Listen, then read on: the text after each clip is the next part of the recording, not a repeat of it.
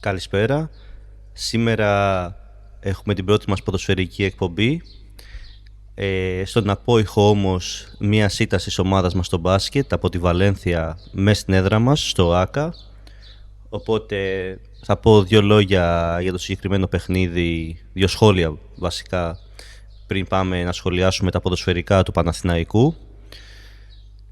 Ο Παναθηναϊκός δεν εμφανίστηκε έτοιμος στον αγώνα μπάσκετ. Ήταν πάρα πολύ κακό στο πρώτο ημίχρονο, τόσο αμυντικά όσο και επιθετικά. Φυσικά η επίθεση είναι αλληλένδετη με την άμυνα, κυρίως στο μπάσκετ. Από τη στιγμή που η ομάδα δεν μπόρεσε να ελέγξει το ρυθμό και δεν είχε μπει στο κλίμα του αγώνα, δεν θα πω ότι μπήκε χαλαρή, αλλά έχασε τα αυγά και τα πασχάλια. Δηλαδή δεν κοντρόλαν το ρυθμό της Βαλένθια, την οποία πλέον τη Βαλένθια τη γνωρίζουμε και μας γνωρίζει. Οπότε πρέπει να κοντρολάρεις το ρυθμό όταν παίζεις με αυτή την ομάδα, και αυτό μπορεί να το κάνεις με φάουλ, μπορείς να το κάνεις παίζοντας την επίθεση στο post, κερδίζοντας εσύ κάποια φάουλ. Προσπαθείς να παίξεις καλή περιφερειακή άμυνα. Γενικά θέλει hustle play πολύ όταν παίζεις με μια τέτοια ομάδα, να την εκνευρίσεις και να την πας σε σετ παιχνίδι και να μην τρέχεις κι εσύ σαν τρελός και να κάνεις κι εσύ γρήγορες επιθέσεις και να παρασύρεις από το ρυθμό του αγώνα. Πολλοί παίκτες ήταν σε κακή μέρα. Στο δεύτερο ημίχρονο η ομάδα βελτιώθηκε και κυρίως αφότου ο Αταμάν έκανε χαμό με τον Μαρτίνεθ που τσίμπησε. Ο Σεέλς έκανε πολύ καλό κοουτσάρισμα όσο ήταν στη θέση του Αταμάν και το παιχνίδι κρίθηκε στο σουτ στο τέλος. Εντάξει, χθες βασικά δεν ήμασταν τυχεροί για να πάμε το παιχνίδι στην παράταση και να διεκδικήσουμε ό,τι μπορούσαμε από εκεί, σε μια πολύ καλή προσπάθεια, κυρίως στην τέταρτη περίοδο, αλλά γενικά στο δεύτερο ημίχρονο. Αλλά θα πούμε περισσότερα για το μπάσκετ στην εκπομπή μας που θα κάνουμε μετά το τέλος της σειράς με τη Βαλένθια, για να έχουμε να πούμε παραπάνω και για το πώς κύλησε η σειρά, για τους στόχους, για τους αγώνες και διάφορα άλλα. Οπότε πάμε πίσω στο ποδόσφαιρο, για το οποίο κάνουμε εκπομπή σήμερα. Στο ποδόσφαιρο η ομάδα έχει βρεθεί πλέον και τυπικά εκτός στόχων μετά την ισοπαλία στη Λεωφόρο με την ΑΕΚ, σε ένα παιχνίδι όπου ο Παναθηναϊκός μπήκε πάρα πολύ άσχημα, μπήκε υπνοτισμένος. Η ΑΕΚ κάλλιστα θα μπορούσε να έχει προηγηθεί στα πρώτα λεπτά του αγώνα. Έκανε το φάουλ στον Ζήνιο Ερνάντες και αντίκρισε την κόκκινη κάρτα απευθείας. Παραλίγο ήταν και πέναλτι. Αν ήταν πέναλτι και είχε σκοράρει η ΑΕΚ, ή άμα είχε σκοράρει και από το φάουλ που πήγε δοκάρι και έξω η μπάλα, ίσως το παιχνίδι να είχε κρυφθεί εκεί με αυτό το 1-0. Γιατί έχουμε δει ότι ο Παναθηναϊκός όταν δέχεται γκολ και είναι πίσω στο σκορ δεν αντιδράει καλά. Δεν μπήκε το γκολ, η ομάδα το ισορρόπησε, πάλεψε πάρα πολύ στο υπόλοιπο του παιχνιδιού, κράτησε το 0, θα μπορούσε να έχει σκοράρει και γκολ απέναντι στην ΑΕΚ. Αλλά γενικά τα στατιστικά του Παναθηναϊκού στα play-offs κυρίως, όταν παίζει δηλαδή με τους άμεσους ανταγωνιστές του, με τους άλλους μεγάλους του ελληνικού πρωταθλήματος, είναι στατιστικά μικρής ομάδας. 5-6 τελικές, έναντι 15 με 20 μπορεί να έχει αντίπαλη ομάδα, δεν έχει την κατοχή, γενικά δεν παίζει καθόλου καλά η ομάδα. Το ότι έμεινε με 10 παίκτες και μπόρεσε και κόντρα την ΑΕΚ λέει πολλά και για το πώς μπαίνουν και οι παίκτες μες στο γήπεδο. Ότι πλέον και αυτοί, όχι πλέον, γενικά φέτος δεν ξέρω πώς το βλέπουν το ελληνικό πρωτάθλημα, πάντως δεν είναι συγκεντρωμένοι. Όποτε είναι συγκεντρωμένη η ομάδα είναι αρκετά compact, το έχουμε δει και στην Ευρώπη αυτό εξάλλου. Ο Λαφόντ έκανε πολύ καλό παιχνίδι, για να πάμε και πιο ατομικά. Έκανε κέρυες επεμβάσεις όπου χρειάστηκε η ομάδα. Βέβαια ο Λαφόντ αυτός είναι. Θα κάνει κέρυες επεμβάσεις σε κάποια παιχνίδια και θα σώσει την ομάδα, ίσως και από βέβαια γκολ κάποιες φορές. Αλλά σε κάποια άλλα παιχνίδια μας έχει δείξει μέσα στη σεζόν ότι την κρεμάει την ομάδα και δεν έχει μία σταθερότητα. Αυτό το παιδί Έχει πάρα πολύ ταλέντο, έχει υψηλό ταβάνι, πιστεύω. Η ψυχολογία του χρειάζεται και το mentality του να βελτιωθεί και ίσως να κάνει καλύτερη καριέρα στη συνέχεια. Αλλά αυτό ήταν κιόλας, δηλαδή αυτή η αστάθειά του, αυτό το ότι επηρεάζεται πολύ εύκολα και δεν είναι πάντα συγκεντρωμένος, που τον απέτρεψαν από το να κάνει όντως μεγάλη καριέρα από μικρός, από όταν ήταν από τα ταλέντα της Γαλλίας στην συγκεκριμένη θέση. Είχε πάρει και μεταγραφή στη Φιωρεντίνα, αλλά δεν τα κατάφερε. Και γενικά θεωρώ ότι ο Παναθηναϊκός, εάν τον κρατούσε, θα ήταν ένα τεράστιο ρίσκο. Θα ήταν μια μεταγραφή, ας το πούμε, αλαστρακόσα. Δηλαδή ένας τερματοφύλακας που μου θυμίζει πάρα πολύ το Στρακόσα της ΑΕΚ. Δηλαδή μπορεί να κάνει κάποιες επεμβάσεις που να πεις τώρα πώς το βγάλε αυτό, αλλά χάνει τη συγκέντρωσή του σε πολλές άλλες και μπορεί να φάρει γελία γκολ. Τέλος πάντων, η κεντρική αμυντική του Παναθηναϊκού ήταν καλή. Εγώ δεν θα πω ότι ο Ερνάντης ήταν κακός. Έκανε ένα μαρκάρισμα για να πάει για την μπάλα, το οποίο θα έβγαινε ο επιθετικός τέτα-τέτ και πολύ πιθανό να σκόραρε κιόλας. Οπότε δεν μπορώ να πω ότι στο συγκεκριμένο παιχνίδι έχει κακή απόδοση. Θα πω ότι δεν πρόλαβε να φανεί ιδιαίτερα και αυτή η κόκκινη κάρτα τον απέτρεψε από το υπόλοιπο παιχνίδι. Στο οποίο δεν ξέρω αν ήταν, όπως είπα και πριν, αν μας έσωσε ή όχι αυτό το φάουλ. Γιατί όπως είπα και πριν, έβγαινε τέτα-τέτ το Ζήνη. Μπορεί και να σκόραρε. Οι άλλοι δύο κεντρικοί αμυντικοί ήταν αρκετά καλοί. Και ο Πάλμερ Μπράουν που επέστρεψε στη βασική εντεκάδα και έκανε ένα γεμάτο παιχνίδι, αλλά και ο Ίγκασον. Τα back, το δεξί back βασικά, ο Καλάμπρα ήταν καλός, αλλά ήταν και ο Μοιραίος που δεν σκόραρε. Ο Κυριακόπουλος, εμένα δεν μου άρεσε καθόλου επιθετικά. Έκανε ένα πολύ κακό παιχνίδι για μένα από τη μέση και μπροστά. Αμυντικά κάτι έκανε, ήταν σταθερός σχετικά. Το δίδυμο στο κέντρο, ο Κοντούρης και ο Τσέριν, ξεχώρισε ο Τσέριν. Το πάλεψε πολύ ο Τσέριν στο συγκεκριμένο παιχνίδι. Γενικά στο δεύτερο μισό της σεζόν ο Τσέριν είναι βελτιωμένος, παίζει καλύτερα, αλλά έχει λιγότερες ευκαιρίες κιόλας. Παρόλο που εγώ δεν είμαι φαν του συγκεκριμένου παίκτη και είναι ένας παίκτης που ταιριάζει πιο πολύ σε χαμηλό ρυθμό παιχνιδιού, σε παιχνίδι κατοχής μπάλας, σε positioning παιχνίδι. Δεν ταιριάζει σε ομάδες κυρίως που παίζουν άμεσο ποδόσφαιρο ή ποδόσφαιρο έντασης. Οπότε τα τελευταία χρόνια κιόλας γι' αυτό δεν έχει ταιριάξει και τόσο με τον Παναθηναϊκό, αλλά τέριαξε με τον Γιοβάνοβιτς. Γιατί όλοι οι άλλοι προπονητές δεν παίζουν αυτό το παιχνίδι που έπαιζε ο Γιοβάνοβιτς, δηλαδή το position παιχνίδι κατοχής. Οπότε και αυτό το παιδί έχει μείνει πίσω στη βελτίωσή του. Ο Κοντούρης δεν ήταν πολύ καλός στο συγκεκριμένο παιχνίδι, έκανε πολλά λάθη. Εντάξει, δεν έχει και τις βοήθειες που θα πρέπει να έχει, η αλήθεια είναι. Δηλαδή παίζουν τώρα δύο κεντρικοί χαφ στο Παναθηναϊκό μόνο και από εκεί και πέρα μετά είναι η επίθεση και η άμυνα. Οπότε πάντα ο Παναθηναϊκός έχει δυσκολία να κυριαρχήσει στο κέντρο λόγω και αριθμητικού μειονεκτήματος. Έπαιζε η ομάδα εκεί με 10, εντάξει, όμως δεν ήταν και τόσο καλό στο συγκεκριμένο παιχνίδι ο Κοντούρης.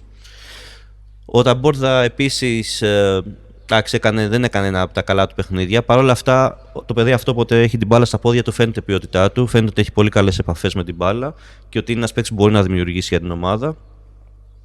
Ο Αντίνιο βοήθησε πάρα πολύ αμυντικά τον Παναθηναϊκό. Επιθετικά ακόμα είναι τελείως εκτός κλίματος. Ακούγεται ότι δεν το βοηθάει και το σύστημα. Εντάξει, αυτό είναι κατά το ίμιση για μένα η αλήθεια.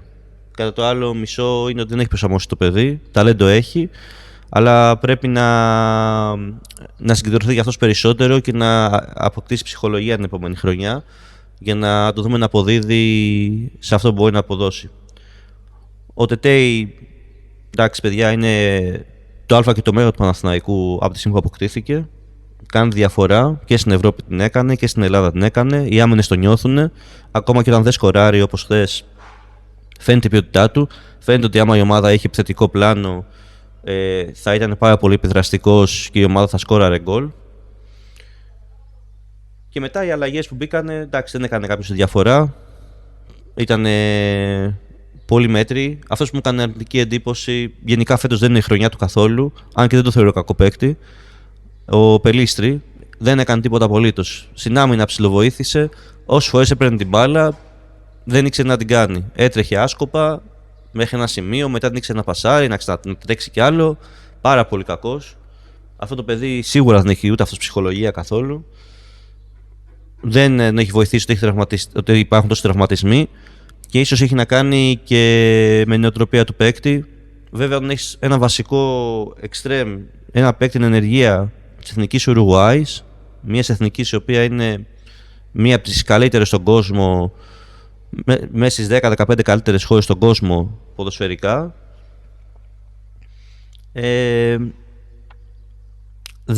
σίγουρα δεν είναι αυτό το ταβάνι του που βλέπουμε τώρα. Έχει πολύ περισσότερα να δώσει και πρέπει να δούμε πολλοί θα κάνουν το καλοκαίρι με αυτή την περίπτωση. Αλλά όπως είπα και πριν, ο Παναθηναϊκός δεν έχει πλέον στόχους στο ποδόσφαιρο, οπότε μπορούμε να σχολιάσουμε και να δούμε το τι έχει κάνει φέτος το ρόστερ του, την απόδοση του προπονητή, αν θα πρέπει να μείνει ο Μπενίτεθ ή αν δεν πρέπει να μείνει, ποιοι παίκτες κατά την άποψή μου πρέπει να συνεχίσουν να φοράνε και του χρόνου τη φανέλα με το τριφύλι στο στήθος και ποιοι πρέπει να αποχωρήσουν και τι είδος μεταγραφές πρέπει να γίνουν. Αλλά ας πάρουμε ένα με τη σειρά, ας πάρουμε όλο το ρόστερ του Παναθηναϊκού να συζητήσουμε, να δούμε τι συμβαίνει με την ομάδα. Ξεκινάμε από το τέρμα. Ο Αλμπάν Λαφών, από την ακτή ελεφαντοστού, 27 χρονών, το συμβόλαιο του λήγει το 26 καθώς είναι δανεικός. Για μένα η βαθμολογία του στη σεζόν είναι 4,5. Μπορεί να βάζα και 5, εάν δεν είχε κάνει σε πολύ κρίσιμα μάτς πολύ μεγάλα λάθη, αλλά δυστυχώς έχει κάνει σε μεγάλα παιχνίδια, σε παιχνίδια που είχαν σημασία για τον Παναθηναϊκό, χοντράδες, και αυτό για μένα τον ρίχνει λίγο κάτω από τη βάση φέτος, γιατί έχει κάνει και παιχνίδια τα οποία είναι πάρα πολύ καλά. Όπως είπα και πριν, είναι ένας παίκτης ο οποίος έχει πολύ ψηλό ταβάνι, αλλά πρέπει να φτιαχτεί εγκεφαλικά. Αλλά εμένα αυτοί οι παίκτες γενικά δεν τους εμπιστεύομαι πολύ, γιατί παρόμοιος παίκτης είναι και ο Γεύνταϊ, παίκτης ο οποίος έχει πάρα πολύ καλά φυσικά στοιχεία κι αυτός, αλλά στο mentality του και στη συγκέντρωσή του δεν μπορεί να αποδώσει σε σειρά αγώνων και να έχει εμπιστοσύνη σε αυτούς τους παίκτες. Οπότε εγώ δεν θα τον κράταγα, τον Λαφών. Θα πήγαινα για κάτι πιο σταθερό στη θέση του τερματοφύλακα. Κάτι το οποίο ο Παναθηναϊκός έχει επιλογές, μπορεί να βρει παίκτη κατά από τα δοκάρια προς να του προδίδει σταθερότητα. Ο Τσάβες, μετά, ο άλλος τερματοφύλακας, δανεικός κι αυτός από την Αρχεντίνος Juniors, με χαμηλή όψιον αγοράς, γύρω στα 800 χιλιάρικα, 30 χρονών, το 26 και αυτό είναι το συμβόλαιο καθώς είναι δανεικός όπως είπαμε. Δεν μπορεί να κρυφθεί όσο στο Παναθηναϊκό. Τον ξέρουμε αυτόν τον τερματοφύλακα. Είναι πάρα πολύ καλός με την μπάλα στα πόδια. Μπορεί να δημιουργήσει δηλαδή και να βγάλει την μπάλα από την άμυνα πιο εύκολα οι ομάδες που έχουν έναν τέτοιο τερματοφύλακα. Έχει κάνει πάρα πολλές και καλές αποκρούσεις με τον Πανετολικό, σε μια ομάδα που δεχόταν πίεση. Δεν τον έχουμε δει σε μια μεγάλη ομάδα πώς μπορεί να αντιδράσει σε καθεστώς πίεσης και όταν θα δέχεται λιγότερες ευκαιρίες από ό,τι δεχόταν ομάδες τύπου Πανετολικού. Δεν μπορεί να κρυθεί.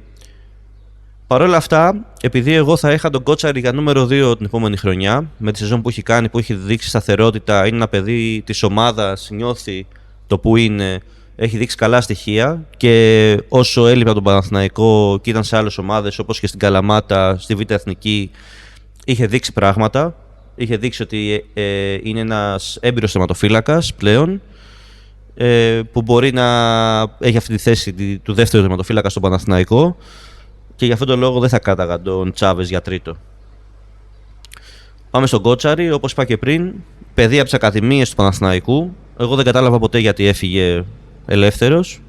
Θα μπορούσε να είχε φύγει δανεικός τη χρονιά τότε που είχε παίξει θυμάμαι και στον τέρμινο Ολυμπιακό και είχε κάνει ένα μεστό παιχνίδι. Δεν είχε δείξει κάτι τρομερό, αλλά δεν ήταν και κακός. Δεν έφταιγε αυτός κιόλας για τα γκολ που είχε δεχθεί.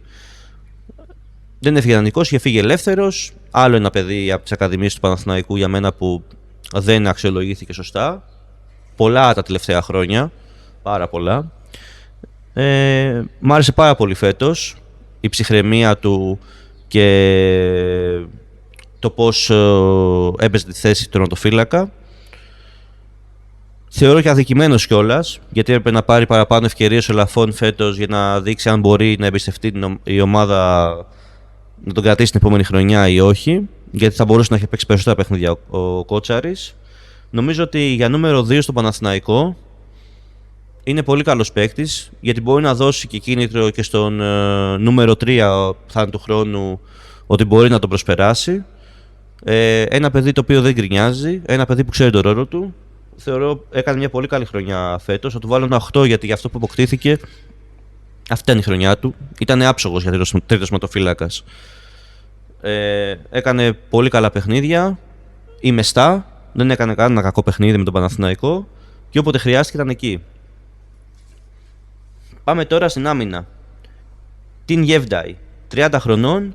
Κροάτης. Το συμβόλαιο του λήγει το 27. Ακούγονται πολλά ότι έχει συμφωνήσει με την Dinamo Zagreb έναντι ενός ποσού γύρω στο 1 εκατομμύριο ευρώ, μάλλον λίγο λιγότερο, λέω εγώ. Ένας παίκτης ο οποίος έχει πάρα πολύ καλά φυσικά προσόντα, έχει ταχύτητα, έχει δύναμη, είναι πολύ καλός στο ψηλό παιχνίδι, παρόλο που δεν είναι πάρα πολύ ψηλός για αμυντικός, είναι γύρω στο 85-86. Ένα παιδί το οποίο και αυτός είχε ξεκινήσει ως ένα πολύ μεγάλο ταλέντο, αλλά επειδή δεν ήταν καλός με τη συγκέντρωσή του και την σταθερότητά του, δεν τα κατάφερε ποτέ και έπαιξε στη Ρωσία και από εκεί ήρθε δανεικός στο Παναθηναϊκό με ένα μικρό ποσό για την αξία ενός τέτοιου παίκτη που είχε στο παρελθόν, δηλαδή για το τι ταλέντο ήταν. Στον Παναθηναϊκό όταν ξεκίνησε είδαμε όλοι ότι δεν μπορεί να παίξει καθόλου σαν αριστερό στόπερ, γιατί το αριστερό του πόδι δεν ξέρω άμα το έχει για να περπατάει κιόλας. Είναι κουτσός τελείως από το αριστερό πόδι.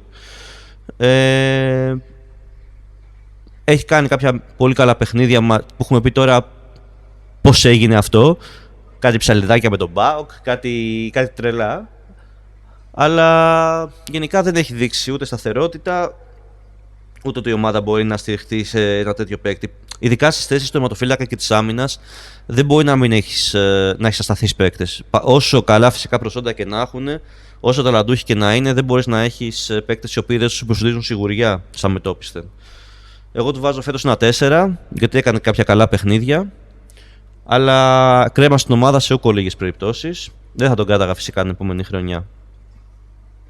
Πάμε τώρα για ένα παίκτη, τον Eric Palmer Brown από τις Ηνωμένες Πολιτείες, 29 χρονών, το συμβόλαιο και αυτού λήγει το 27, ο οποίος έχει φοβερά φυσικά προσόντα, είναι πολύ καλός, είναι ίσως ο πιο ποιοτικός αμυντικός του Παναθηναϊκού τα τελευταία 2 χρόνια θα πω εγώ, αλλά ένας παίκτης ο οποίος τραυματίζεται πάρα πολύ εύκολα τα τελευταία χρόνια, ένας παίκτης που ήρθε στο Παναθηναϊκό χωρίς ιστορικό τραυματισμών, με μια επένδυση των 3 εκατομμυρίων ευρώ από την Τρουά, αν θυμάμαι καλά, και τραυματίστηκε, έμεινε εκτός για πάρα πολύ καιρό. Όταν γύρισε είδαμε το ταλέντο του, είδαμε ότι είναι ένας αμυντικός ο οποίος μπορεί να στηριχτεί ο Παναθηναϊκός, όμως μετά συχνοί μυϊκοί τραυματισμοί δεν τον έχουν αφήσει να δείξει αυτό που μπορεί να δείξει. Σε κάποια παιχνίδια φαινόταν και εκτός ρυθμού, κάνοντας και αυτός χοντρά λάθη. Καλός παίκτης. Φέτος η χρονιά που κάνει δεν μπορώ να πω ότι ήταν καλή. Του βάζω ένα 4,5 γιατί έλειπε σε μεγάλο βαθμό από αυτήνα με τραυματισμούς και σε κάποια παιχνίδια που έπαιζε ήταν καλός, σε κάποια άλλα όχι και τόσο, αλλά χωρίς να κάνει τη μεγάλη διαφορά. Παρόλο που, όπως είπα και πριν, έχει όλα τα στοιχεία και έχει όλο το ταλέντο για να την κάνει, αλλά θεωρώ ότι ο Παναθηναϊκός δεν μπορεί επίσης να στηρίζεται σε παίκτες οι οποίοι είναι ευπαθείς στους τραυματισμούς και τα τελευταία χρόνια, δηλαδή ο Γεύνταϊ, τα τελευταία 3 χρόνια συμβολέου δηλαδή που έχει παίξει λιγότερο από 1 χρόνο ολόκληρο, για να πούμε την αλήθεια. Δηλαδή δεν έχει αυτό το consistency με τις συμμετοχές του. Οπότε δεν θα τον κράταγα. Θα κοιτούσα να τον πουλήσω με ένα ποσό ίσως λίγο μεγαλύτερο του Γεύνταϊ σε κάποια ομάδα και θα πήγαινα για κάτι άλλο πιο σταθερό στην άμυνα. Και όχι μόνο γι' αυτό, αλλά επειδή θεωρώ Παναθηναϊκός πρέπει να πάει για 2 βαρβάτες μεταγραφές στην άμυνα. Θεωρώ ότι χρειάζεται 2 πολύ καλούς κεντρικούς αμυντικούς να κάνει μεταγραφή. Και ο Palmer Brown δεν είναι στο top class επίπεδο που χρειάζεται ο Παναθηναϊκός για να ανεβάσει επίπεδο την άμυνά του. Πάμε στον Ίνγκασον, από την Ισλανδία, 32 χρονών, το συμβόλαιο του λήγει το 28. Φέτος είχε μια καλή σεζόν, ειδικά από όταν ξεκίνησε ο Παναθηναϊκός να παίζει με τριάδα, έδειξε ότι μπορεί να δίνει βάθος στην άμυνα του Παναθηναϊκού και να καθαρίζει τις φάσεις. Ήταν καλός σαν κεντρικό στόπερ στην τριάδα. Και όσες φορές χρειάστηκε και στη διάδα δεν έκανε κακά παιχνίδια. Βέβαια φαίνονται οι αδυναμίες του πιο πολύ, γιατί είναι αργός αμυντικός πλέον. Έχει μεγαλώσει, έχει βαρύνει το σκαρί του. Αλλά έχει πάρει ψυχολογία στο δεύτερο μισό της χρονιάς, παίρνοντας τη φανέλα βασικού στο σπίτι του ουσιαστικά. Είναι ο πιο σταθερός αμυντικός του Παναθηναϊκού. Έχει εμπειρία, έχει προσωπικότητα, κάτι που χρειάζεται πάρα πολύ μια ομάδα που θέλει να πάει πρωτάθλημα και πρέπει να αντέχει τους κραδασμούς στα αποδυτήρια, στις στραβές, αλλά και όταν πάει καλά η ομάδα να κρατάει τα γκέμια.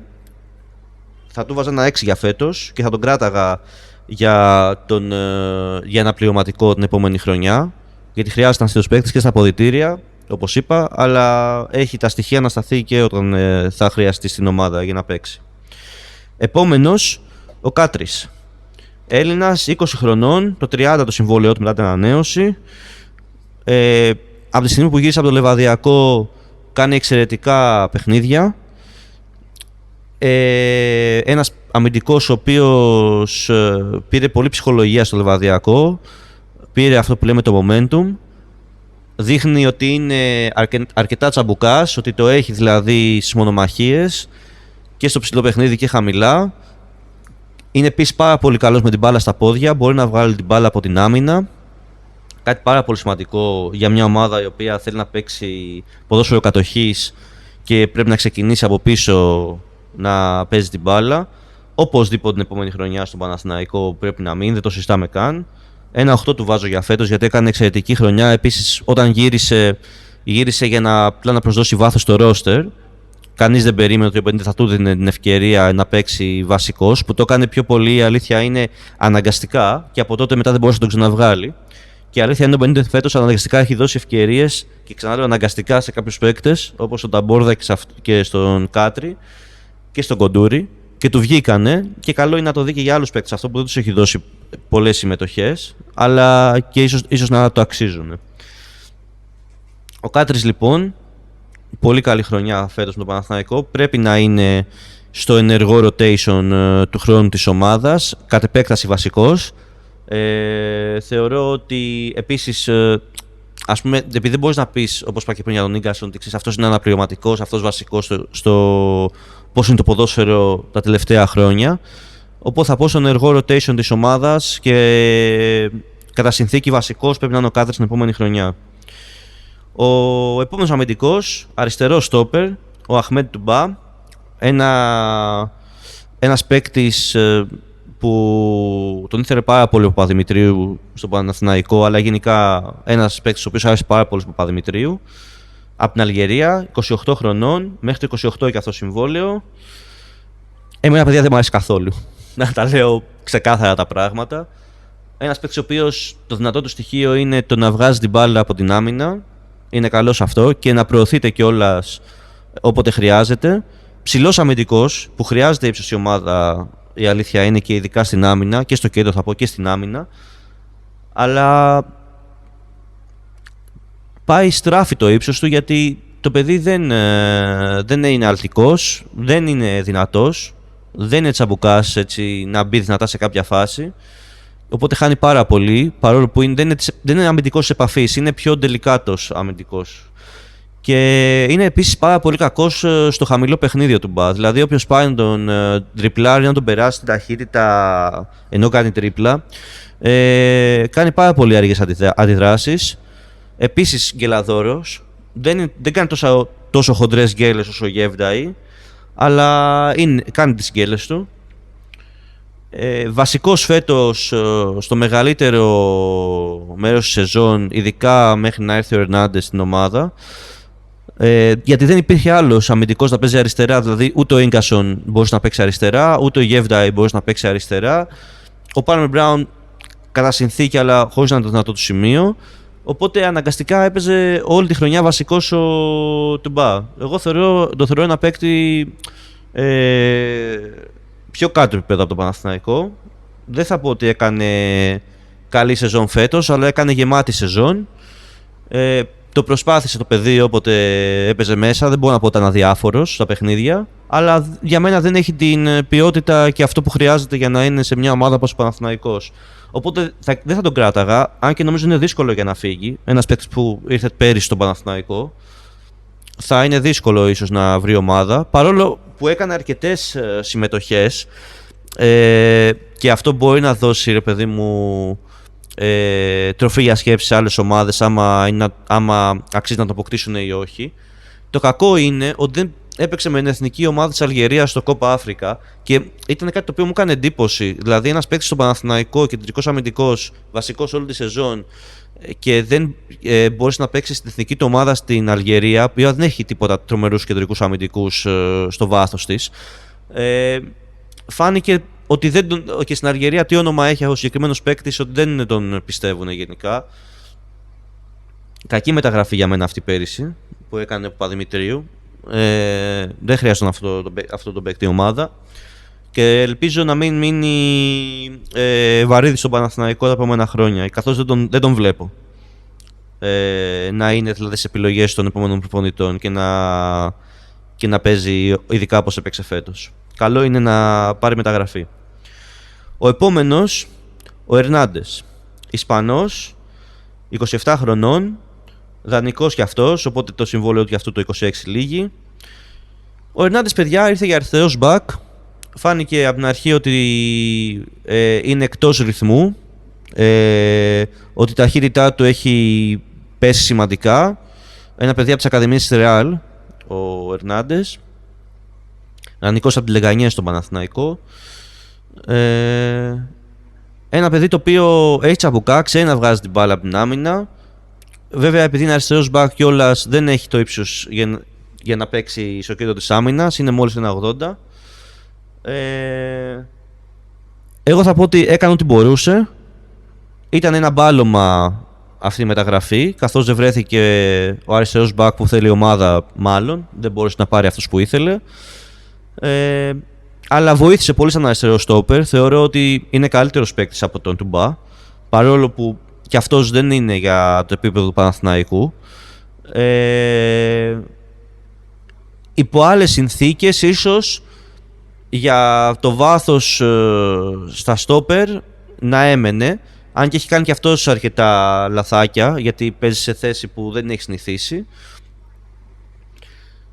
Δεν θα τον κράταγα στην ομάδα.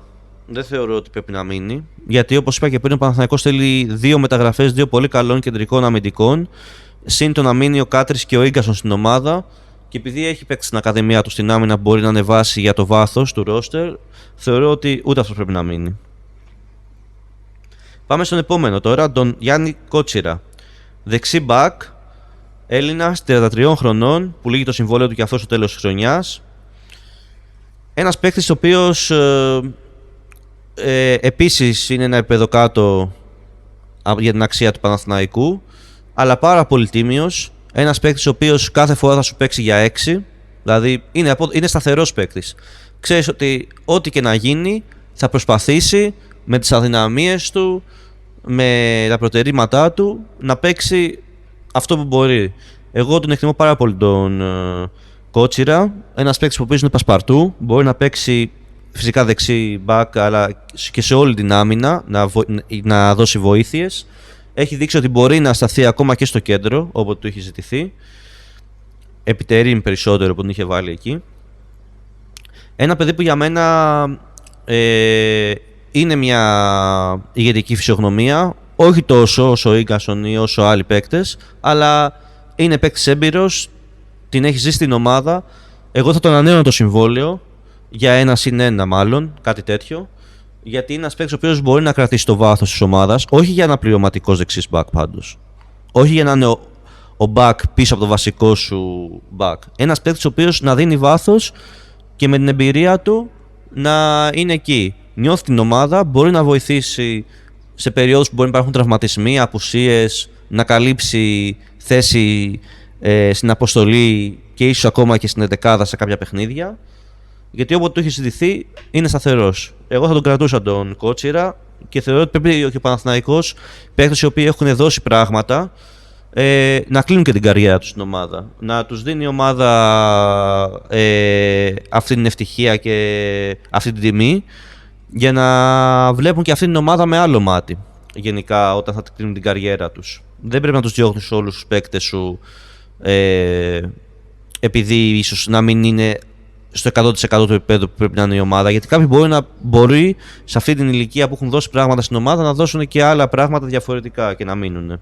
Δείτε, ας πούμε, παράδειγμα με την ΑΕΚ και πώς τον είπαμε τώρα, το κεντρικό του αμυντικό, κόλλησα. Τέλος πάντων, τώρα έχει κόλλησει στο μυαλό μου και δεν έχω κάποιον να με βοηθήσει να το θυμηθώ.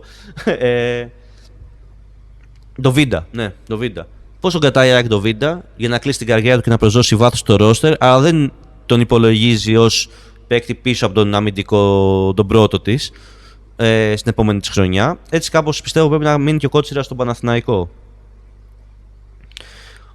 Του βάζω φέτος ένα 6, όπως σε κάθε σεζόν στον Παναθηναϊκό, ο Κότσιρας είναι εκεί, στο 6. Πάμε στον Καλάμπρια. Δεξί μπακ, Ιταλός, 29 χρονών, με συμβόλαιο στο 28, ο οποίος έχει μια φοβερή καριέρα πίσω του, αρχηγός στη Μίλαν, μια μεγάλη μεταγραφή σαν ελεύθερος που ήρθε στον Παναθηναϊκό, μια μεταγραφή που εγώ θα είμαι ειλικρινής δεν την πίστεψα, γιατί δεν είμαι της λογικής ότι πρέπει η ομάδα να κάνει μεταγραφές παικτών οι οποίοι απέχουν από την ενεργό δράση κάποιο καιρό, ενώ μπορεί να είχαν ένα όνομα πριν, αλλά τα τελευταία χρόνια να τους έχει πάρει λίγο η κάτω βόλτα, να μην έχουν αγωνιστεί όσο θα έπρεπε να αγωνιστούν και όταν έχουν αγωνιστεί να φαίνεται ότι είναι εκτός φυσικής κατάστασης, γιατί έχουν πολλά παραδείγματα παικτών τέτοιων που έχουν επενδυθεί στον Παναθηναϊκό και δεν έχουν πιάσει και έχουν μείνει βαρύδια τα συμβόλαιά τους. Βλέπε ακόμα και το Βιλένα, ο οποίος ήταν ένας παίκτης που παίζει εθνική Ολλανδίας κάποτε. Ο Μάξ, ένας παίκτης που παίζει εθνική Γερμανίας κάποτε. Δηλαδή παίκτες οι οποίοι είχαν όνομα και είναι της πιο σύγχρονης ιστορίας του Παναθηναϊκού που δεν έχουν πιάσει τέτοιου είδους μεταγραφές. Είναι τεράστια ρίσκα και ειδικά για δεξί μπακ που τότε σε 2 εκατομμύρια. Για δεξί μπακ, μιλάμε τώρα 2 εκατομμύρια, είναι πολλά σε μια ομάδα που δεν έχει και ένα ρόστερ που παίρνουν όλοι αυτά τα χρήματα. Ήταν τεράστιο ρίσκο που έπιασε όμως. Έχουν πιάσει κάποια τέτοια ρίσκα, να μην είμαι άδικος, στο παρελθόν κυρίως. Όπως το μεγαλύτερο παράδειγμα που έχει πιάσει τέτοιου ρίσκου ήταν ο Σισέ, ο οποίος ήρθε μετά από με 2 τερματισμούς σπασμένων ποδιών στον Παναθηναϊκό, είχε χάσει 2 χρόνια ποδοσφαίρου και αναγέννησε την καριέρα του. Δεν θα βάλω στο ίδιο σακούλι τον Μπέργκ και τον Ζιλμπέρτο Σίλβα, καθώς ήταν πεζούμενοι παίκτες, παρόλο που ο Μπέργκ έπαιζε στην Χρόνιγκεν, αν θυμάμαι καλά, δηλαδή δεν ήταν ότι έπαιζε σε κάποια μεγάλη ομάδα, αλλά παίζανε, είχαν συμμετοχές πίσω τους. Γενικά παίκτες οι οποίοι δεν έχουν συμμετοχές 1-2 χρονιές και ό,τι όνομα και να είναι, το 90% δεν θα βγουν. Οπότε ήταν μια μεταγραφή που εγώ δεν ήμουν πολύ υπέρ. Παρ' όλα αυτά έπεσα έξω και είναι ένας παίκτης ο οποίος από ένα σημείο και μετά ειδικά έχει δώσει πράγματα, γιατί στην αρχή, αν εξαιρέσουμε το πρώτο παιχνίδι που μπήκε πάρα πολύ δυνατά, γιατί έδειξε ότι το παιδί έχει ψυχή, είναι αρχική φυσιογνωμία, έχει τα κοχώνες που λέμε, τις μπάλες για να παίξει βασικός και να βοηθήσει μια ομάδα να κάνει πρωταθλητισμό. Έχει δείξει ότι είναι πάρα πολύ καλός επιθετικά, ξέρει να τελειώνει φάση και να παίρνει θέσεις στην περιοχή. Δεν είναι ταχυδυναμικός όπως ήταν ο Βαγιανίδης. Στην άμυνα επίσης έχει πέσει η απόδοσή του από ό,τι όταν ήταν στη Μίλαν, αλλά είναι όμως επαρκής κατά την άποψή μου.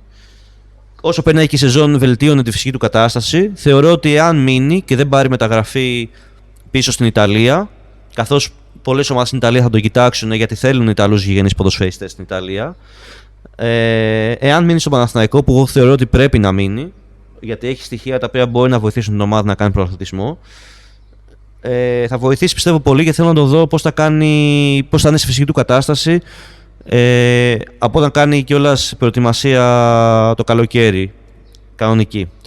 Έχει βελτιωθεί πολύ ήδη η φυσική του κατάσταση, θεωρώ θα βελτιωθεί κι άλλο και πιστεύω θα κάνει διαφορά στο δεξιάκρο της άμυνας του Παναθηναϊκού του χρόνου. Άμα έρθει τώρα μια πρόταση η οποία είναι πολύ καλή, δηλαδή πάνω από 5-6 εκατομμύρια,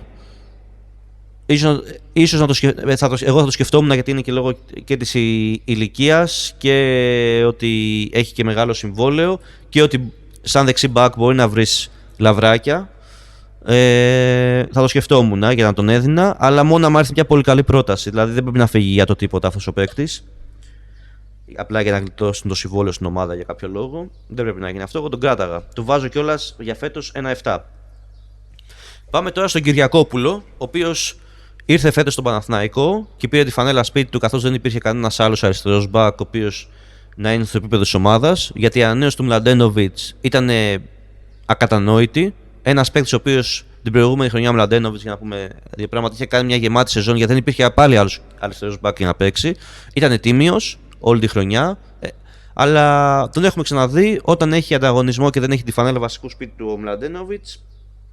Δεν μπορεί να αποδώσει καθόλου. Είναι πάρα πολύ κακός. Συγγνώμη. Είναι ένας παίκτης ο Μλαντένοβιτς ο οποίος δεν έκανε για τον Παναθηναϊκό. Δεν πρέπει να ανανεώσει και στην ηλικία που ήταν. Κακός έμεινε. Και έμεινε μόνο στο Κυριακόπουλο όταν έγινε η μεταγραφή του. Πήρε τη φανέλα βασικού σπίτι. Ο Ερνάντες που ήρθε το χειμώνα για μπάλωμα δεν μπορούσε να παίξει με τίποτα αριστερό μπακ. Το παιδί έκανε μια μεστή χρονιά ο Κυριακόπουλος. Δεν μπορώ να πω ότι ενθουσιάστηκα. Δεν ήταν κακός όμως. Ένας παίκτης ο οποίος έχει ποιότητα για να σταθεί στο Παναθηναϊκό, έχει και την εμπειρία. Έχει και την τακτική συνοχή με τόσα χρόνια που έχει παίξει στο Ιταλικό πρωτάθλημα. 30 χρονών πλέον, μέχρι το 29 συμβόλαιο. Η αλήθεια είναι λίγο μεγάλο συμβόλαιο του κάνανε για την ηλικία που ήταν ο Κυριακόπουλος. Αλλά έκανε μια καλή χρονιά φέτος, μπορώ να πω. Και του χρόνου θεωρώ αυτός μαζί με τον αριστερό μπακ που θα έρθει σαν μεταγραφή να μοιραστούν τη χρονιά, να έχει και αυτός έναν ανταγωνισμό πίσω του για να τον κάνει ακόμα καλύτερο. Γιατί μπορεί να παίξει ακόμα καλύτερο ο Κυριακόπουλος. Φυσικά θα έμενε και αυτός στον Παναθηναϊκό που θα έφτιαχνα εγώ. Ο επόμενος είναι ο Μανώλης Σιώπης. Έλληνας, 31 χρονών, λύγει το συμβόλαιο του 27. Του βάζουν 5 φέτος. Γιατί ήταν ένας παίκτης ο οποίος σε κάποια παιχνίδια δεν ήταν πολύ καλός. Κάποια άλλα ήταν λίγο καλύτερος. Ένας παίκτης όμως που πάντα δίνει το 100% όποτε παίζει. Δεν έχει δυστυχώς την ποιότητα και την τεχνική κατάρτιση για μια ομάδα όπως ο Παναθηναϊκός που θέλει να παίζει με την μπάλα στα πόδια του. Αυτό θέλω να βλέπουν οι οπαδοί του τουλάχιστον, γιατί φέτος όπως έχει παίξει με τον Μπενίτεθ δεν θέλει να παίζει η ομάδα με την μπάλα στα πόδια της. Ένας παίκτης ο οποίος έχει προσωπικότητα, παίξει Εθνικής Ελλάδος. Πέρυσι ειδικά λέγαμε όλοι μακάρι να έχει 11 σιώπηδες η ομάδα μέσα, από το πώς παίζει με το πάθος του και ότι τα δίνει όλα και ξεπερνάει τον εαυτό του όποτε παίζει. Κοιτάξτε, ο Σιώπης λύγει το συμβόλαιο το 27. Επειδή βγήκε ο Κοντούρης στο 6 και επειδή ο Τσιριβέγια είναι είναι πολύ πιο ποιοτικός και μπορεί να δώσει θεωρώ περισσότερα πράγματα, και επειδή η ομάδα πρέπει να πάρει και εξάρι οπωσδήποτε, δεν θα τον κράταγα. Έχει ένα χρόνο ακόμα συμβόλαιο με τον Παναθηναϊκό. Θεωρώ ότι εύκολα θα βρει ομάδα ο Σιώπης. Δεν θα είναι δύσκολο να τον διώξει ο Παναθηναϊκός, γιατί έχει και μεγάλο συμβόλαιο ο Σιώπης. Έχει στο 1 εκατομμύριο ευρώ. Δηλαδή για το συμβόλαιό του για τρίτη επιλογή νομίζω είναι too much, ακόμα και για Έλληνα, ακόμα και για ένα παιδί το οποίο είναι πολύ φιλότιμο. Και υπό άλλες συνθήκες ίσως να τον κράταγα για παιχνίδια ειδικών συνθήκων στην ομάδα. Για μένα η αλήθεια είναι μια δύσκολη επιλογή ποιον εκ των Σιώπη Τσιριβέγια θα κράταγα στην ομάδα. Οριακά θα κράταγα τον Τσιριβέγια. Οριακά. Οπότε ναι, θεωρώ ότι ο Σιώπης δυστυχώς θα πρέπει να φύγει. Του βάζω ένα 5 φέτος όπως είπα. Και πάμε στον Τσιριβέγια, Ισπανός, 28 χρονών, και αυτός μέχρι το 27 το συμβόλαιό του. Και αυτός θα του βάλω ένα 5 για φέτος, καθώς δεν έχει δείξει πολλά πράγματα. Πολλές φορές φαινόταν ότι είναι αυτός που κρατάει το κέντρο του Παναθηναϊκού. Εγώ θα πω ότι πιο πολύ ήταν δημοσιογραφικό αυτό το τρίκ. Δεν θεωρώ ότι κράταγε το κέντρο του Παναθηναϊκού.